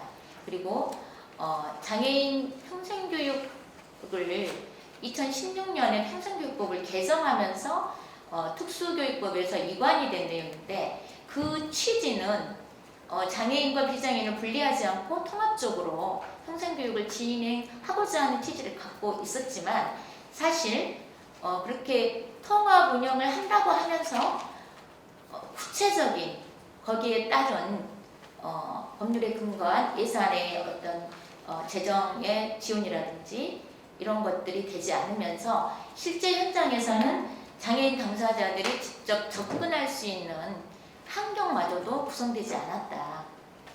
그래서 휠체어 이용 장애인이 교육기관에 가려고 하면 엘리베이터도 없다든가 또 실제 감각장애인에 해당하는 시각장애인이나 청각 언어장애인들은 전혀 이렇게 접근 불가한 구조 이런 것들 때문에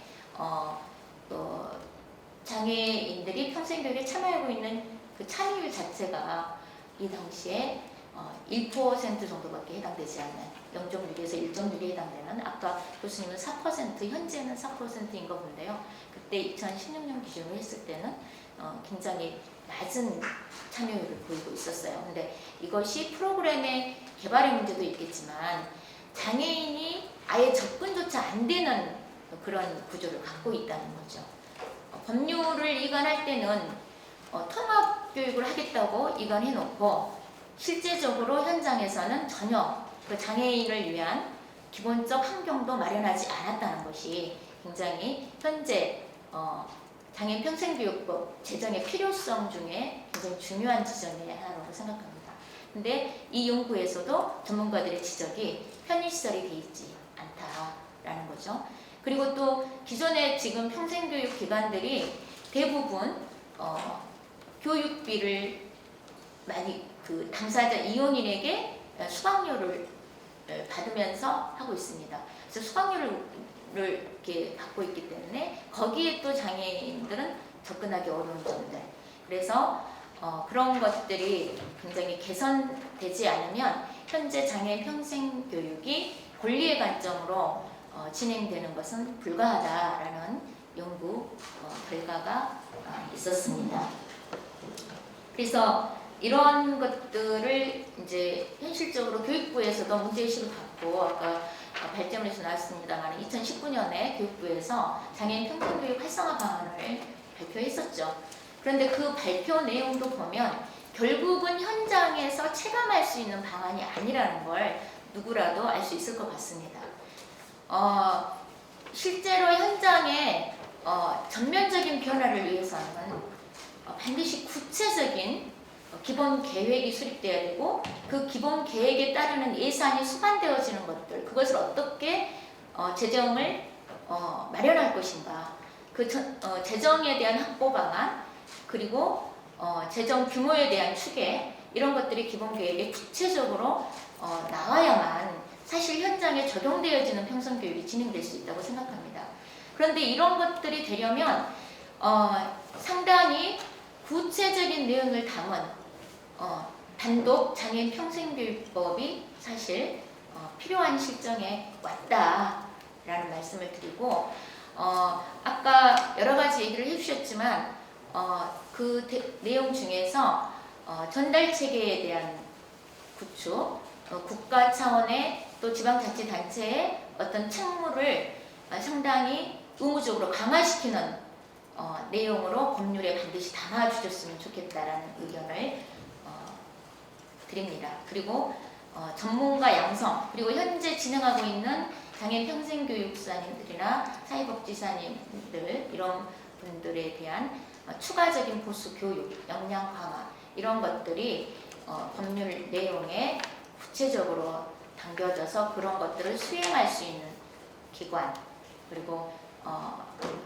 중복적이긴 합니다만 국가와 광역시도, 시군구까지 장애인 평생교육을 수행할 수 있는 기관과 그런 전달 체계들을 반드시 법률에 담아서 실효성 있는, 더 이상 10여 년 동안 해봤잖아요. 이런 반복적인 형식적인 이런 것들이 이제 마무리되고 장애인 평생교육이 인권의 관점으로, 인간으로서 기본적 권리의 관점으로 반드시 실효성 있게 현장에서 이루어질 수 있는 법률을 제정해 주실 것을 부탁드립니다. 마치겠습니다. 네, 박수 좀 부탁드립니다. 박수 치는 게 굉장히 운동도 좋고, 오늘 아까 의원님들 말씀하실 때도 박수를 안 쳐서 이상하신 분들이다 이런 생각을 했는데요. 앞으로는 박수 좀 부탁드립니다. 서미화 의원님 대단히 고맙습니다.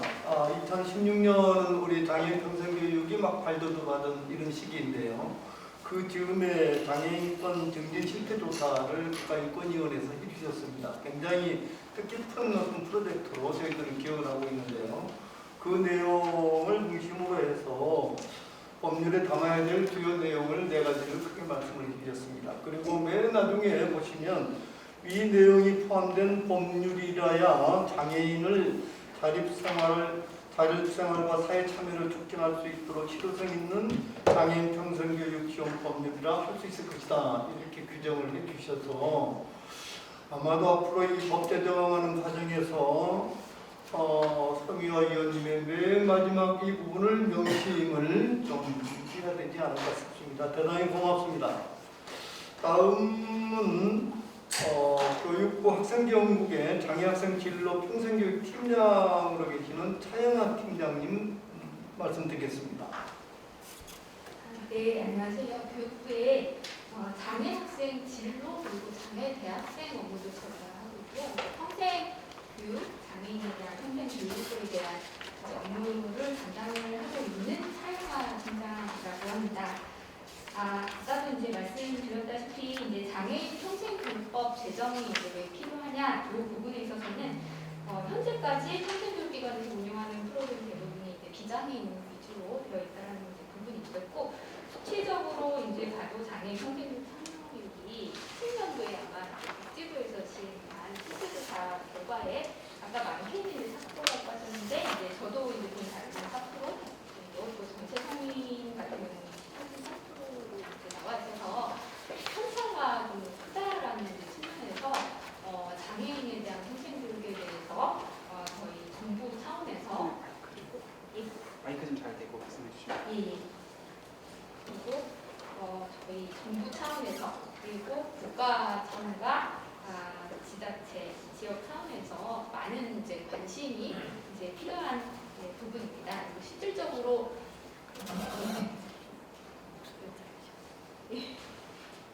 크게 말씀을 드리도록 하겠습니다. 실질적으로 제가 장애인에 대한 평생교육 업무를 추진을 하면서 이제 느꼈던 이제 그런 점들도 이제 녹여서 이제 말씀을 드리자면, 저도 이제 장애인 평생교육법의 이제 필요성에 대해서 굉장히 공감을 하고, 이제 이 부분에 대해서 이제 해외 선진 사례나 이런 것들이 있는지 계속 이제 서칭을 하고 연구나 이런 것들을 찾아보는데 좀 아쉽게도 이제 장애인에 대한 평생교육법을 이제 그 별도로 규정한 이제 해외 사례를 찾기가 조금 어렵다는 이제 부분이 좀 아쉬웠고요. 그래서 이제 마련을 하게 된다면 굉장히 저희가 선도적으로 장애인에 대한 평생교육에 대한 특별법을 이제 제정하게 되는 상황인 것 같습니다. 그래서 특별법으로 이제 제정을 해서 이제 지원 체계 부분이 이제 별도로 마련이 되는 거잖아요.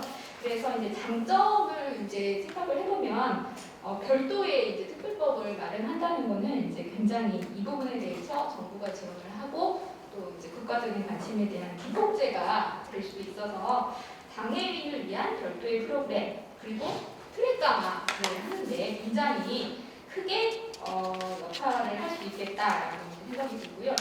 한편으로는 이제 평생교육 지원 체계가 좀 비장애인과 장애인으로 좀 분절되어 운영되지 않을까라는 이제 염려 부분도 있는 것도 이제 사실입니다. 그래서 아마 이제 쟁점 부분이기 때문에 조금 말씀을 드리자면 장애인에 위한 이제 복지시설 이제 지금 현황은 이제 복지시설에서 가장 이제 장애인 평생교육에 대한 그 프로그램을 많이 제공을 하고 있는데 복지시설 다음으로 이제 장애인들이 많이 이용하는 게 이제 평생교육 그 전체적인 그런 평생교육 기관인데요.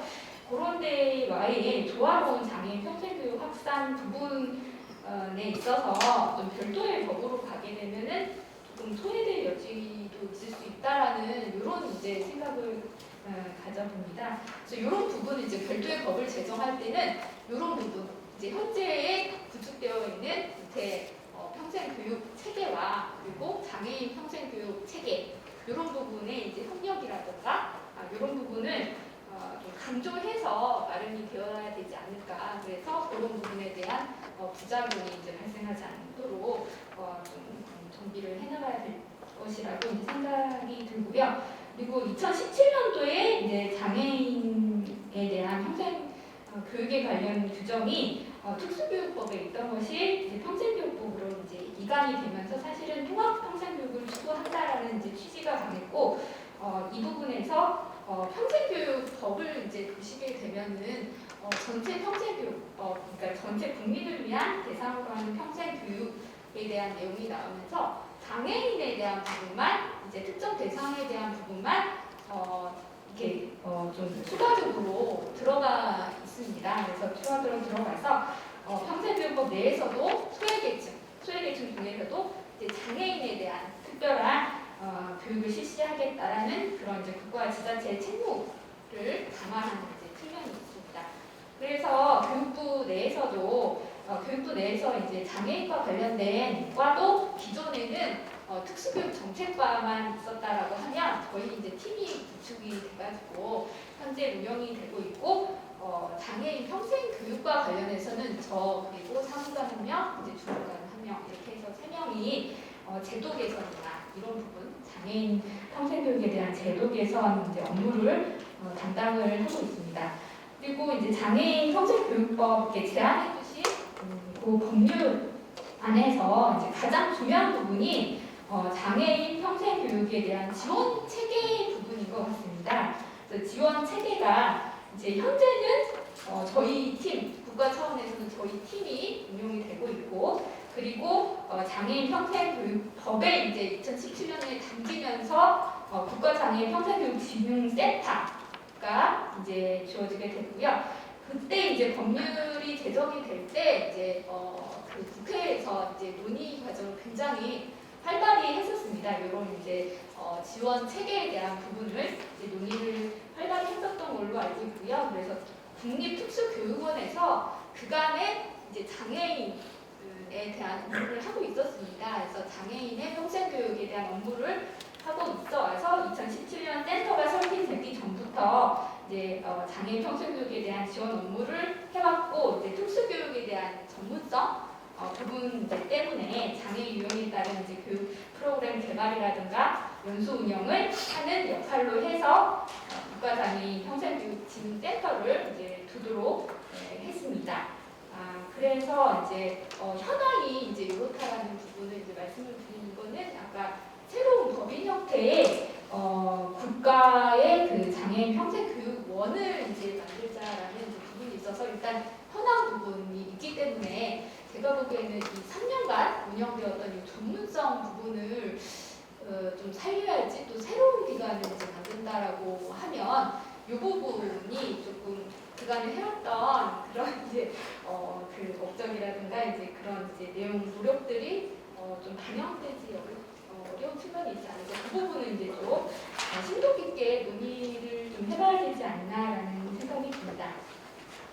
그리고 이제 가장 이제 정부 좀 입장이기 때문에 이게 법률 제정에 있어서 이제 제가 소관 부처가 이제 되는 입장이고 해서 일단 평생교육법상에 평생교육은 이제 학교 교육 정규과정을 제외한 뭐 학력고안 교육이라든가 성인 문자 해독 교육, 직업능력 향상 교육, 인문교양 교육, 문화예술 교육, 시민 참여 교육 이런 식으로 해서 정의가 이제 되어 있거든요.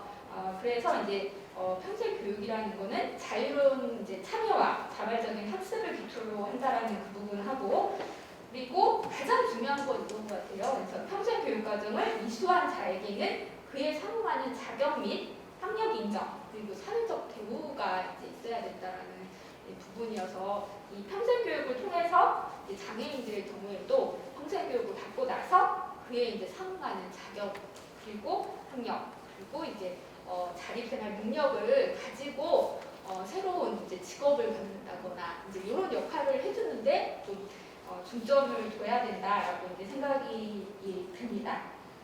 그래서 약간 많이 고민됐던 부분이지만 이 부분은 좀 해결하고 넘어가야 될 게 장애인 복지법하고 만약에 장애인 평생교육법 이 두 개의 체제가 이제 부분이 확연히 좀 돼야 된다라는 이제 생각이 좀 들고요. 일단 장애인 복지법상에는 장애인 복지 시설이 있고 장애인 복지관, 장애인 기관 보호 시설이 있고 이제 장애인의 의료, 교육, 직업, 생활환경 개선 등에 관한 이제 사업들을 이제 하는 걸로 알고 있고 장애인의 자립생활 보호 및 수당 수급 등을 목적으로 이제 하는 것인데 이 장애인 거주 시설이라든가 이 부분에서 하는 그 프로그램하고 저희가 확연히 차별화를 둬야 장애인 평생교육법 자체로서 의미가 있고 나중에 이제 통합 논리라든가 이런 것들이 안 나올 수 있어서 저희도 이제 장애인 평생교육에 대한 개념 정의라든가 그리고 그 맞춤형 프로그램 개발이라든가 이런 부분에 이제 굉장히 주력을 하고 많이 이제 첫 번째로 논의를 해서 쟁점화 시켜야 될 이제 부분이라고 이제 생각이 듭니다. 그래서 아까 말씀하신 현장에서 얘기를 들어보면은 저도 이제 그 지역 부분에 어떤 그 체계가 지원 체계가 없다는 부분은 굉장히 조금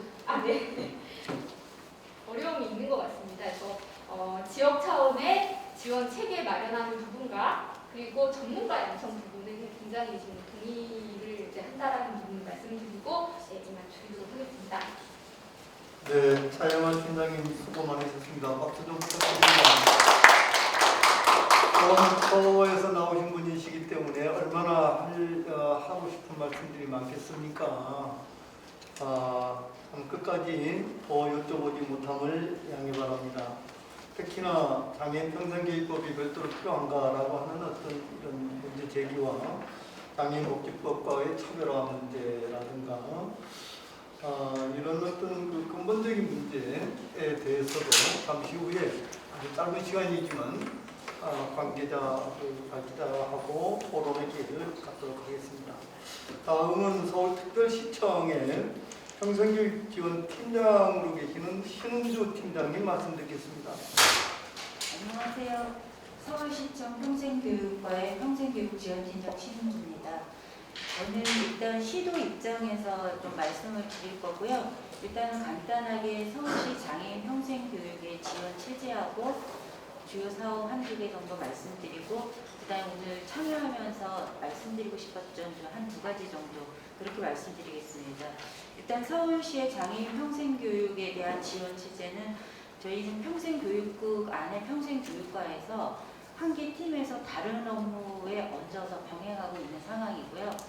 팀장 하나에 직원 한 명이지만 실제로 전담하는 건 아니고 더 많은 비중의 다른 업무를 수행하면서 이제 장애인 평생교육 업무를 지원 계획을 수립하거나 실적을 관리하는 그런 업무를 하고 있는 상황입니다.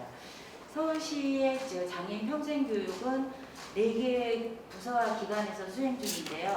일단 장애인 복지부서에서 2개 부서에서 수행을 하고 있고 저희 평생교육과에서 하고 그 다음에 서울시 특별시 평생교육진흥원 이렇게 4개 정도 부서에서 장애인 평생교육 업무를 수행하고 지원하고 있는 상황입니다. 전담 조직이 없기 때문에 법 제정이 되고 보다 좀 실효성 있는 사업을 추진하려면 향후에는 장애인 평생교육을 전담하는 그런 조직이 시도에도 갖춰줘야지 교육부처럼 뭐 이렇게 전달 체계가 좀 원활하게 진행될 수 있을 것 같습니다. 일단 서울시는 평생교육법이 특수교육법이 장애인 평생교육 사항이 이관될 때 17년이 이관될 때 저희도 17년에 서울특별시 장애인 평생교육 지원 조례를 제정하였습니다.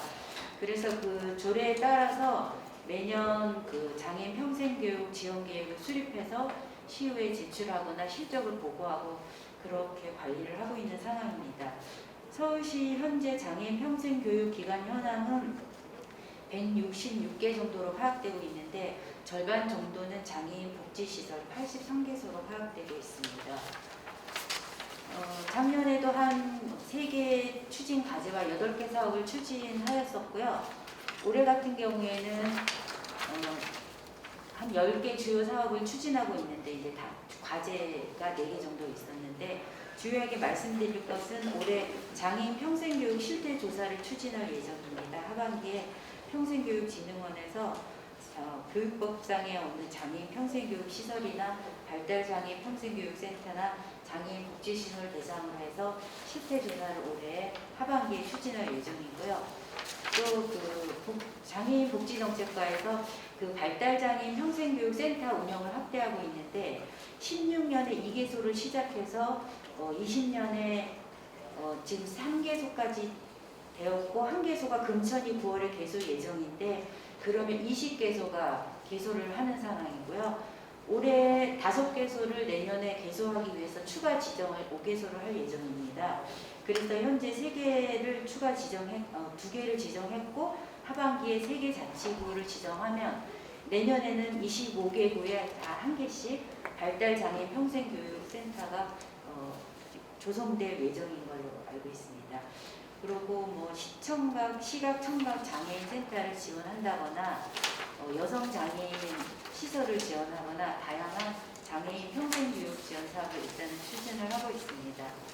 제가 그 세미나에 참석을 하면서 뭐 깊게 이 업무를 전담해서는 하진 않았었지만 늘 느꼈던 점 한 2가지 말씀드리겠습니다. 일단은 그 저희가 지향하는 것은 사실은 장애인과 비장애인이 함께하는 평생교육이지만 뭐 평생교육반에 그걸 담아내기에 부족한 현실 뭐 이런 것 제약 때문에 어쨌든 장애인 평생교육도 입법 취지에는 사실 다 공감하는 거라고 생각이 되고요. 근데 얼마 전에 교육부에서 입법 예고된 그 장애인 교육법 일부 개정안에 보면은 전국장애인 평생학습 도시 협의회 설치 조항하고 장애인 평생학습 도시 지원 근거 마련하는 개정안이 입법 예고된 걸 봤습니다, 사실.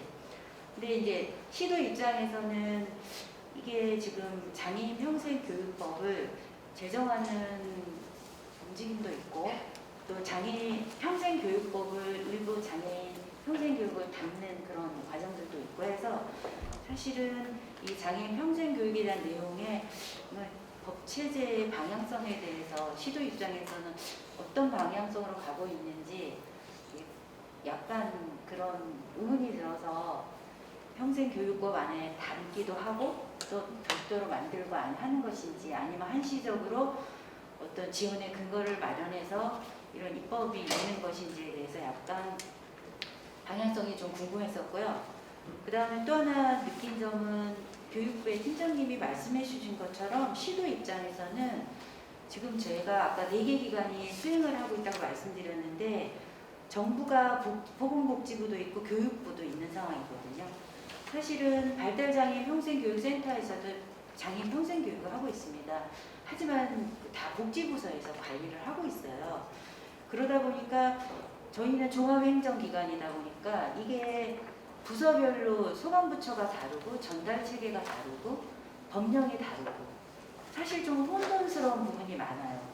그리고 아까 발제하신 교수님 말씀하시면서 들은 내용 중에 그 일자리, 고용, 복지, 교육 이런 지향점들 많이 말씀하셨는데 사실 이거 이미 장애인 복지에서 하고 있는 사업들에 다 녹여져 있고 지금 진행하고 있거든요. 제가 정확하게 이제 파악은 안 됐지만 일자리 문제랑 고용 문제를 장애인 복지 차원에서 접근을 하고 있는 걸로 알고 있습니다. 그래서 일단은 제가 이제 개인적으로도 그리고 입장에서는 평생 교육 안에 복지와 교육과의 어떤 문제가 어디에 뭘 담아낼 건지 그 약간 혼돈스러운 상황이고요. 법 체계에도 그런 부분을 감안하셔서 가야 될 것 같고, 그렇게 될 경우에 이제 중앙부처가 다르다 보니 소관 부처와 전달 체계가 다 분리되고, 여기서 이제 교육부 차원에서의 전달 체계를 검토하지만 시도 입장에서 보면 복지 차원에서의 전달 체계도 분명히 존재하거든요. 기관도 혼재하고 있고, 이런 문제들에 대해서 좀 가름마나 정의나 부분들이 좀 많이 필요하겠다라는 생각을 했습니다.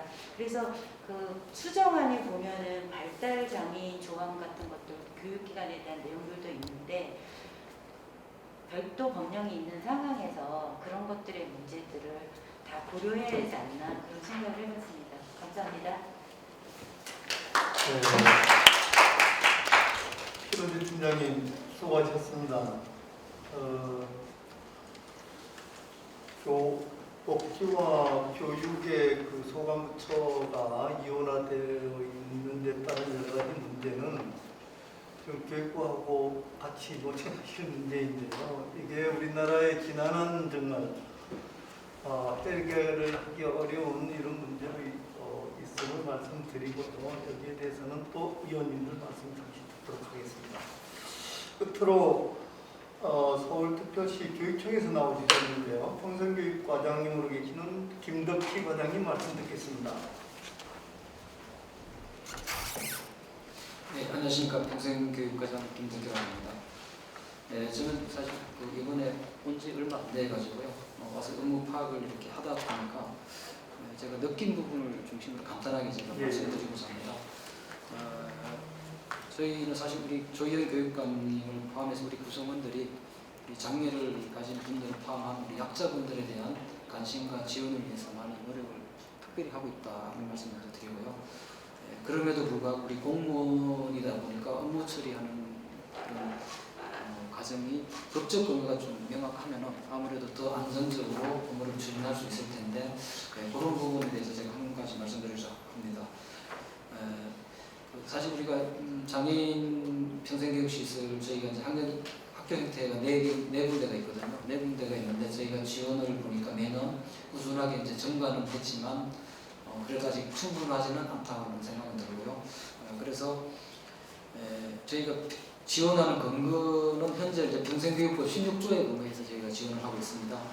거기에 보면은 아시다시피 약간 이게 국가하고 자치단체, 교육감 이 역할이 좀 명확하지가 않더라고요. 그래서 어떻게 되어 있냐면 현재 평생교육법은 국가와 자치단체는 지원 운영을 할 수 있도록 해놨고요. 교육감까지요. 교육감까지 운영할 수 있도록 해놨고, 예산 지원은 국가와 자치단체의 의무를 부과하고 있도록 이렇게 되어 있습니다. 그럼에도 불구하고 저희는 자치단체가 우리 교육청을 포괄을 하고 있지 않을까 이렇게 유추 확대 해석을 해서 저희가 현재 지원을 하고 있다는 말씀드리고요. 참고로 이제 2016년인가요? 그 평생교육법으로 이제 장애인 등에 대한 특수교육법이 이관되면서 현재 20조에 보면은 1항에서 국가와 지방자치단체 및 시도교육감은 장애인 평생교육시설을 설치 운영할 수 있다 이렇게 되어 있고요. 3항에 가서는 예산 지원은 국가와 자치단체로만 또 이렇게 의무를 부과를 해놨습니다. 그러다 보니 아시다시피 저희가 매년 예산을 확보하고 의회 심사하는 과정에서 우리 자체 계획만 가지고 이제 하다 보니까 법적 근거 없이 굉장히 우리 직원들이 힘들게 확보를 하고 있다는 말씀드리고요. 마치 전쟁과도 같이 일단 예산 심사를 받을 때는 우선적으로 이게 법적 의무 인자를 먼저 따지기 때문에 그런 부분에서 저희가 많이 힘들었다는 말씀 먼저 드리고요. 그래서 이번에 장애인 평생교육법의 어떤 제정이 그런 부분을 해소할 수 있다는 측면에서 굉장히 의미가 있지 않나 저는 그런 생각을 들고요. 그래서 이 법의 어떤 방향은 특히 그 재정 지원이 가장 중요하지 않겠습니까? 그래서 국가와 자치단체, 교육청의 역할과 책임을 좀 명확히 하는 쪽으로 제정이 됐으면 하는 바람이고요. 참고로 지금 53페이지인가요? 거기 보시면은 예를 들어서 12조에 장애인 평생교육시설을 해가지고 1항에 보면은 국가자치단체 및 시도교육감은 장애인 평생교육시설을 설치, 지정, 운영할 수 있다. 이렇게 되어 있지 않습니까? 여기는 교육감이 또 포함됐어요. 그죠? 그리고 3항에 가서는 국가자치단체는 예산을, 여기서는 교육감도 빠져 있지 않습니까? 예산 지원 부분인 거죠. 그러다 보니 이게 저희도 혼란스럽다는 거죠. 그 다음에 가서 12조의 2에 보시면은 학교 형태 장애인 평생교육시설 1항, 여기는 또 교육감은 빠져 있어요. 지정 운영할 수 있다는 부분이요. 오히려 이 부분은 저희가 더 필요한 부분이거든요. 학교 형태 부분이. 그래서 그리고 또 5항에 가서 이 학교 형태 장애인 평생교육 시설에 대한 예산 부분은 교육감한테 강행 규정으로 되어 있지 않습니까? 그죠? 그래서 이런 부분이 저희도 사실은 이게 국가가 많은 책임을 져야 된다는 생각이 들고요. 우리 자치단체도 교육청도 많이 노력을 하고 있습니다만 국가와 일정 부분에 대응 투자할 수 있는 이런 방법도 하나의 대안이 되지 않을까 생각이 들고 장애인 분들에 대한 예산 지원은 어느 정도 임의 규정이 아닌 강행 규정도 저는 필요하다 이런 생각이 드는데 그런 부분에서 이런 문구나 이런 부분의 역할이 좀 통일됐으면 하는 바람입니다. 네, 이상입니다.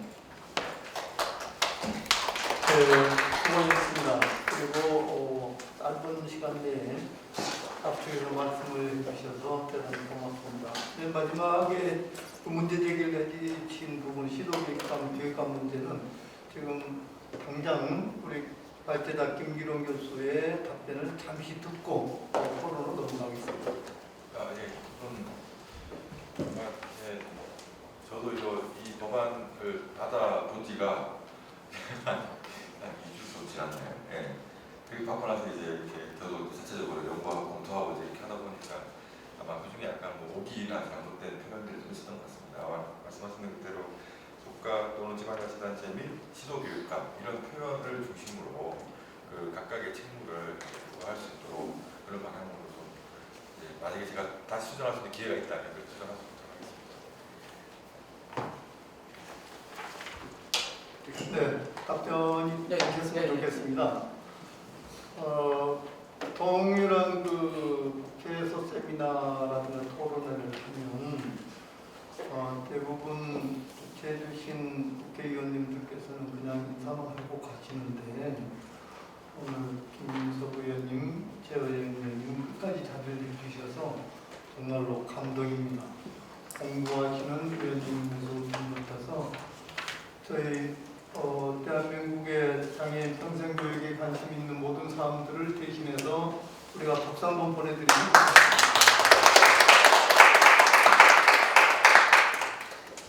다섯 분의 토론자의 핵심 한 문제씩만 간략하게 짚고 넘어가고 토론을 마치고자 합니다. 우선 조민재 위원장님께서는 평생교육시설 등을 규정을 할 때 할 수 있다 법으로 좀 했으면 좋겠다라고 제안을 해주셨는데요.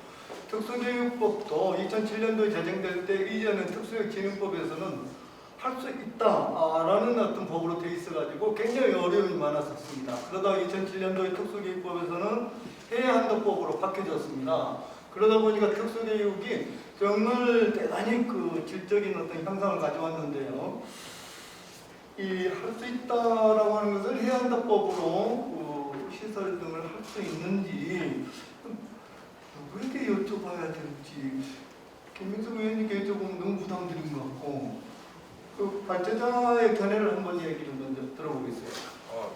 발제자 당연히 해야 한다고 봐야 되고 예산의 범위 내에서 이런 거 다 뺐으면 좋겠고요. 솔직히 말씀드리면 그러니까 필요한 모든 비용 부담을 국가와 지자체가 지원하는 방향으로 그래서 평생교육에 대한 공적인 책무가 강화되는 방향으로 가는 게 맞다고 생각하고요. 그래서 가능하면 이제 아마 의원실에서 다시 수정을 검토를 하시겠지만 지금 아까 제안하신 대로 가능하면 이제 그런 단서 규정들 예산의 범위 내에서 할 수 있다 그런 규정들을 가급적이면 빼고 제안을 드리고 그리고 나서 다시 정부하고 협의를 하셔야 하지 않을까 싶습니다.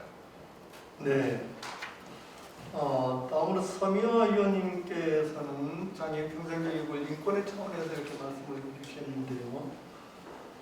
발제자께서도 장애인 평생교육은 권리다라고 하는 데서부터 출발을 했습니다. 여기에 대해서 아까 너무 시간이 짧았으니까요. 한 30초 내로 하시고 싶은 말씀 좀 부탁드립니다. 인권의 차원에서. 저요? 네.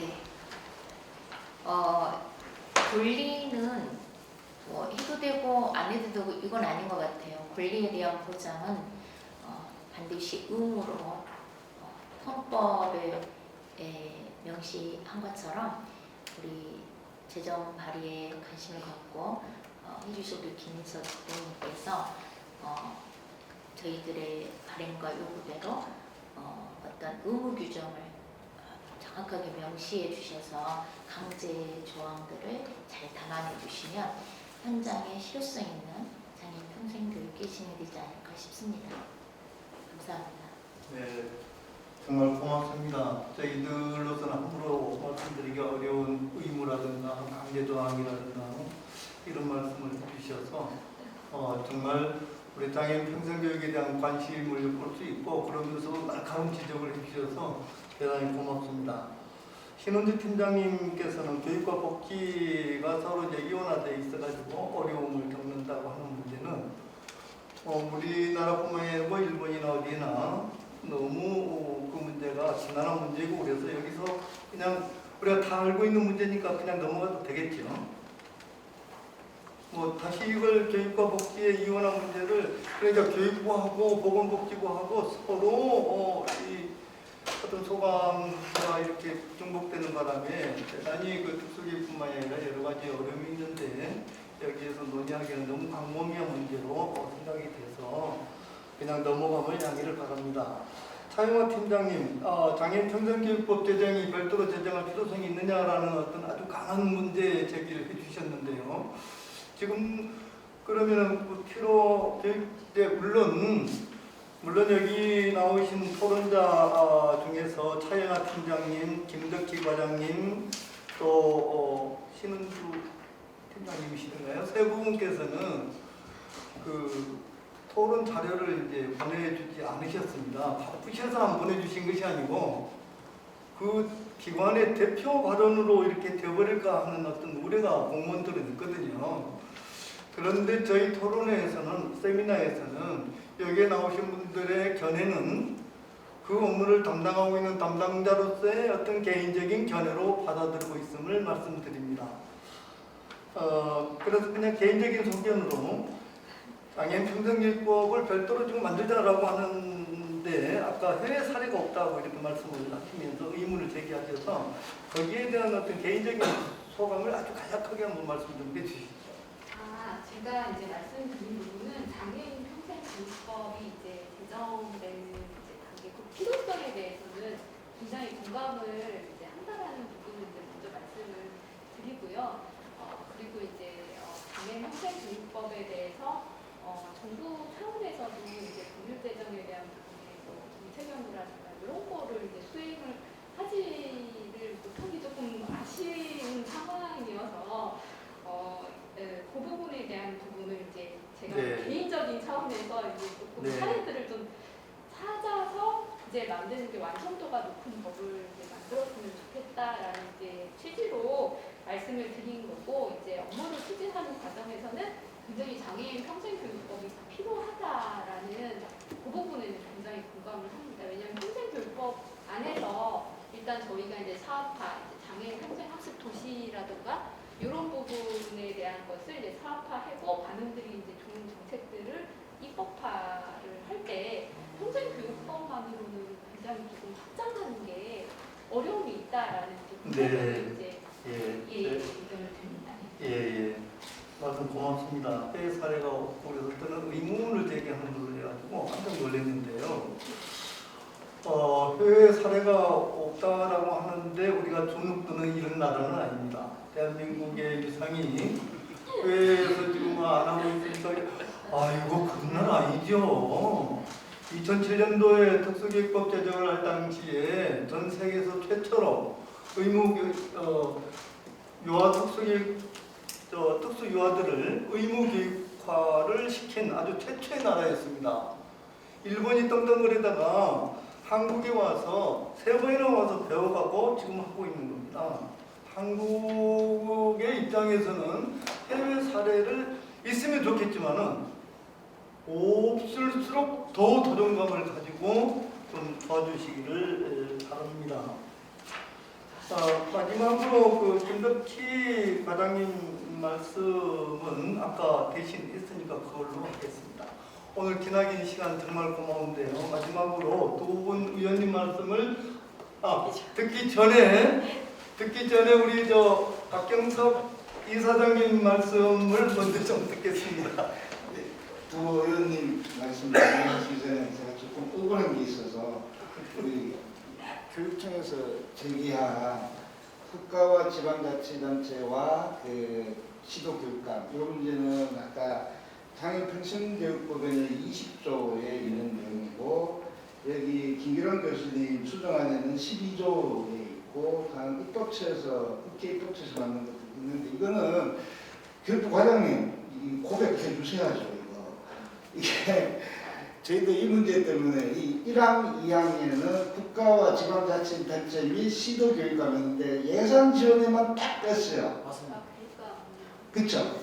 그래서 1년을 쫓아다녔습니다. 교육부 1년을 쫓아다녀가지고 이거 초기에는 교육부가 이거 필요하다고 하고 또 독서처 갖고 하고 이게 또 뭐 필요하냐고 그래서 또 갖고 와가지고 이렇게 해석해 줬어요. 지방자치단체는 교육청, 시도교육청을 다 포괄한다. 그래서 앞에 두 개를 빼면 된다. 라고 또 이런 의견을 줬는데 또 현장에서는 또 안 그렇죠. 그런데 교육감님이랑 옆에 또 있지 않습니까? 그렇죠. 현장에서는요 전혀 그게 씨알도 안 먹히는 거예요. 아까 여기 우리 서울시 교육청 평생교육과 이야기 들어보세요. 너무하다라는 겁니다. 이게 그래서 물론 이 사람이 바뀌어서 이것들의 문제는 뭐냐 국가가 정말로 교육부가 정말로 많구나 이 평생교육과 관련해서 저는 이 문제 국가의 책임성이 과연 있는가에 대한 문제입니다. 그래서 이제 시교육청이나 이게 교육청에서는 그나마 또 막 가가지고 현장에서 막 데모 같은 거 해가지고 겨우 이제 하고 있는데 지금 여기 평생교육부 20조와 거기에 시행령에 따른 법적 근거가 있는 것들에 대해서 교육부는 어떠한 지침도 만들지 않았어요. 어떠한 기준도 안 만들었어요. 그래서 교육감에 당해 수업하니까 그 기준이 없다고 그러면서 안 하고 있어요. 그냥 자의적인 거예요. 이게 지금의 현재 문제점에 가장 하고 싶은 이야기인데 나머지도 또 많은데 시간 관계상 이건 나중에 또 공식적인 TF를 만들어서 좀 제안을 드리고 국장님 면담했을 때 장애평생교육법 필요성과 제정하겠다고 약속까지 했다라는 것도 밝혀주시면 좋겠습니다. 네, 제가 과장을 하면서 깜빡했습니다. 사실은 대한민국의 장애평생교육의 출발점은 한국의 그 야학이었습니다. 장애인 야학이었습니다. 장애인 야학의 정말 평생 인생을 던지신 박경석 이사장님께서는 얼마나 하실 말씀이 많으시겠습니까? 그러나 시간에 쫓기다 보니까 제가 미처 시간을 드리지 못한 점을 널리 양해를 바랍니다. 오늘 나와주신 두 의원 중에서 요즘에 우리 장애인계 새로운 어떤 신선한 바람을 일으키고 계시는 최회영 의원님 말씀부터 듣고 김민석 의원님 말씀으로 마치도록 하겠습니다. 말씀 부탁드립니다. 네, 잘 들었습니다. 들으면서 좀 저도 생각이 들었던 게 평생 교육이라고 하면 장애와 비장애를 나누는 것이 아니라 누구나 다 받아야 되는 권리라고 생각을 하는데 이것이 과연 나누는 것이 맞는가라는 고민이 조금 들고요. 그런 데 있어서 아까 말씀하신 것처럼 왜 외국의 사례는 없을까라는 걸 다른 관점으로 본다면 굳이 그런 법을 만들지 않아도 충분히 그 권리를 행할 수 있기 때문에 또 다른 법이 없다라고 생각을 하는데 우리나라는 아직 그거 되지 않아서 이런 법을 제정을 하려고 하지 않는가라는 생각이 듭니다. 그리고 좀 듣다 보니 결론적인 문제는 다 말씀하신 것들이 예산 문제이고 환경 문제이거든요. 과연 우리가 이 법을 만들고 해서 다 지킬까? 그렇지 않은 법들도 엄청 많이 있습니다. 그래서 우리가 지금 만들어져 있는 법에 좀 더 강제 조항이라든지 이런 것들을 좀 더 보완해야 될 필요성을 느끼면서 그리고 그것이 제대로 되어 있지 않고 서비스가 장애인 당사자한테 직접적으로 제공이 되지 않고 있기 때문에 이러한 또 다른 또 장애인 평생교육법을 만들려고 하는 것 같은데 한 번 더 좀 심사숙고해서 내용들을 고려하고 고민하고 만들어져야 되지 않겠나 생각을 해봤습니다. 많은 분들 수고 많으셨습니다. 네, 박수 좀 부탁드립니다. 끝까지 자리해 주신 최영민 의원님 다시 한번 감사드립니다. 마지막으로 약자의 눈으로 우리 장애인들을 바라보고 계시는 김진석 의원님이신데요. 어떻게 보면 2020년도에 우리 장애인의 큰 수확이라고 생각이 듭니다. 이런 어떤 낮은 자세에서 약자의 눈으로 우리 장애인들을 바라봤을 때 이제 야학도 정말 정규 어떤 과정으로 올라설 수 있고 그러지 않겠습니까? 대전에 어느 야학의 교장 선생님이 저한테 작년에 하신 말씀이 정말 기억에 납니다. 야학은 우리 장애인 야학은 장애인들의 한을 풀어주는 교육입니다. 라는 이야기를 했습니다. 정말 이 한을 풀어주는다는 이 교육, 이 야학이 이제 이러한 어떤 의원님들의 노력에 의해서 관심과 열정과 노력에 의해서 수면 위로 올라와 가지고 국가의 정무성을 뒷받침하는 이런 어떤 교육의 장으로 올라서기를 기대하면서 오늘 이런 자리를 마련해 주신 김민석 의원님 말씀을 마지막으로 듣겠습니다. 네, 오늘 감사합니다. 그리고 수고들 많이 하셨습니다. 저도 여러 가지 쟁점들을 이해하는 데 굉장히 크게 도움이 됐습니다. 근데 사실은 시간이 좀 걸릴 것 같아서 제가 궁금한 거 또 이렇게 좀 제기하고 싶은 문제를 얘기하기 시작하면은 세미나를 다시 시작해야 될 것 같아서 그냥 그것은 생략하도록 하고요. 저는 기본적으로 전국민 평생 무상교육으로 갈 수밖에 없다고 보는 사람입니다. 앞으로 시대가 변했기 때문에 그거를 일종의 기본소득의 한 형태로 갈 수밖에 없다. 이제 시대가 변하고 있다고 보는데 다 아는 것처럼 이제 장애인 평생교육은 한편으로는 평생교육이라는 측면에서 또 한편으로는 장애인이라는 측면에서 다양한 시스템에 있어서 지금 쟁점들이 있어서 그 부분을 길게 봤을 때 하여간 현재 있어서의 복잡함을 가급적 줄이는 쪽으로 가는 것이 현명할 텐데 어떻게 하는 것이 맞을까 하는 것에 대해서는 사실은 들으면서 생각이 이렇게도 갔다가 저렇게도 갔다가 지금 생각이 좀 갑니다. 장애인 평생교육법이라는 걸 전제하고서도 그런 쟁점들이 꽤 있다는 생각이 들어서 하여간 앞으로 이 문제에 대해서 오랫동안 열정을 가지고 이렇게 준비해 오셨던 분들의 의견을 깊이 새겨들으면서 노력을 하고 같이 이렇게 해나가겠습니다. 그리고 또 한 가지 드는 생각은 장기적으로 우리 사회의 방향이 이런 평생교육의 시스템에 있어서도 뭔가 아까 그런 얘기 많이 나왔는데 원스톱 또는 하나의 방향, 하나의 시스템 그것이 꼭 맞나 하는 생각도 저는 한편으로 사실 갖고 있어요.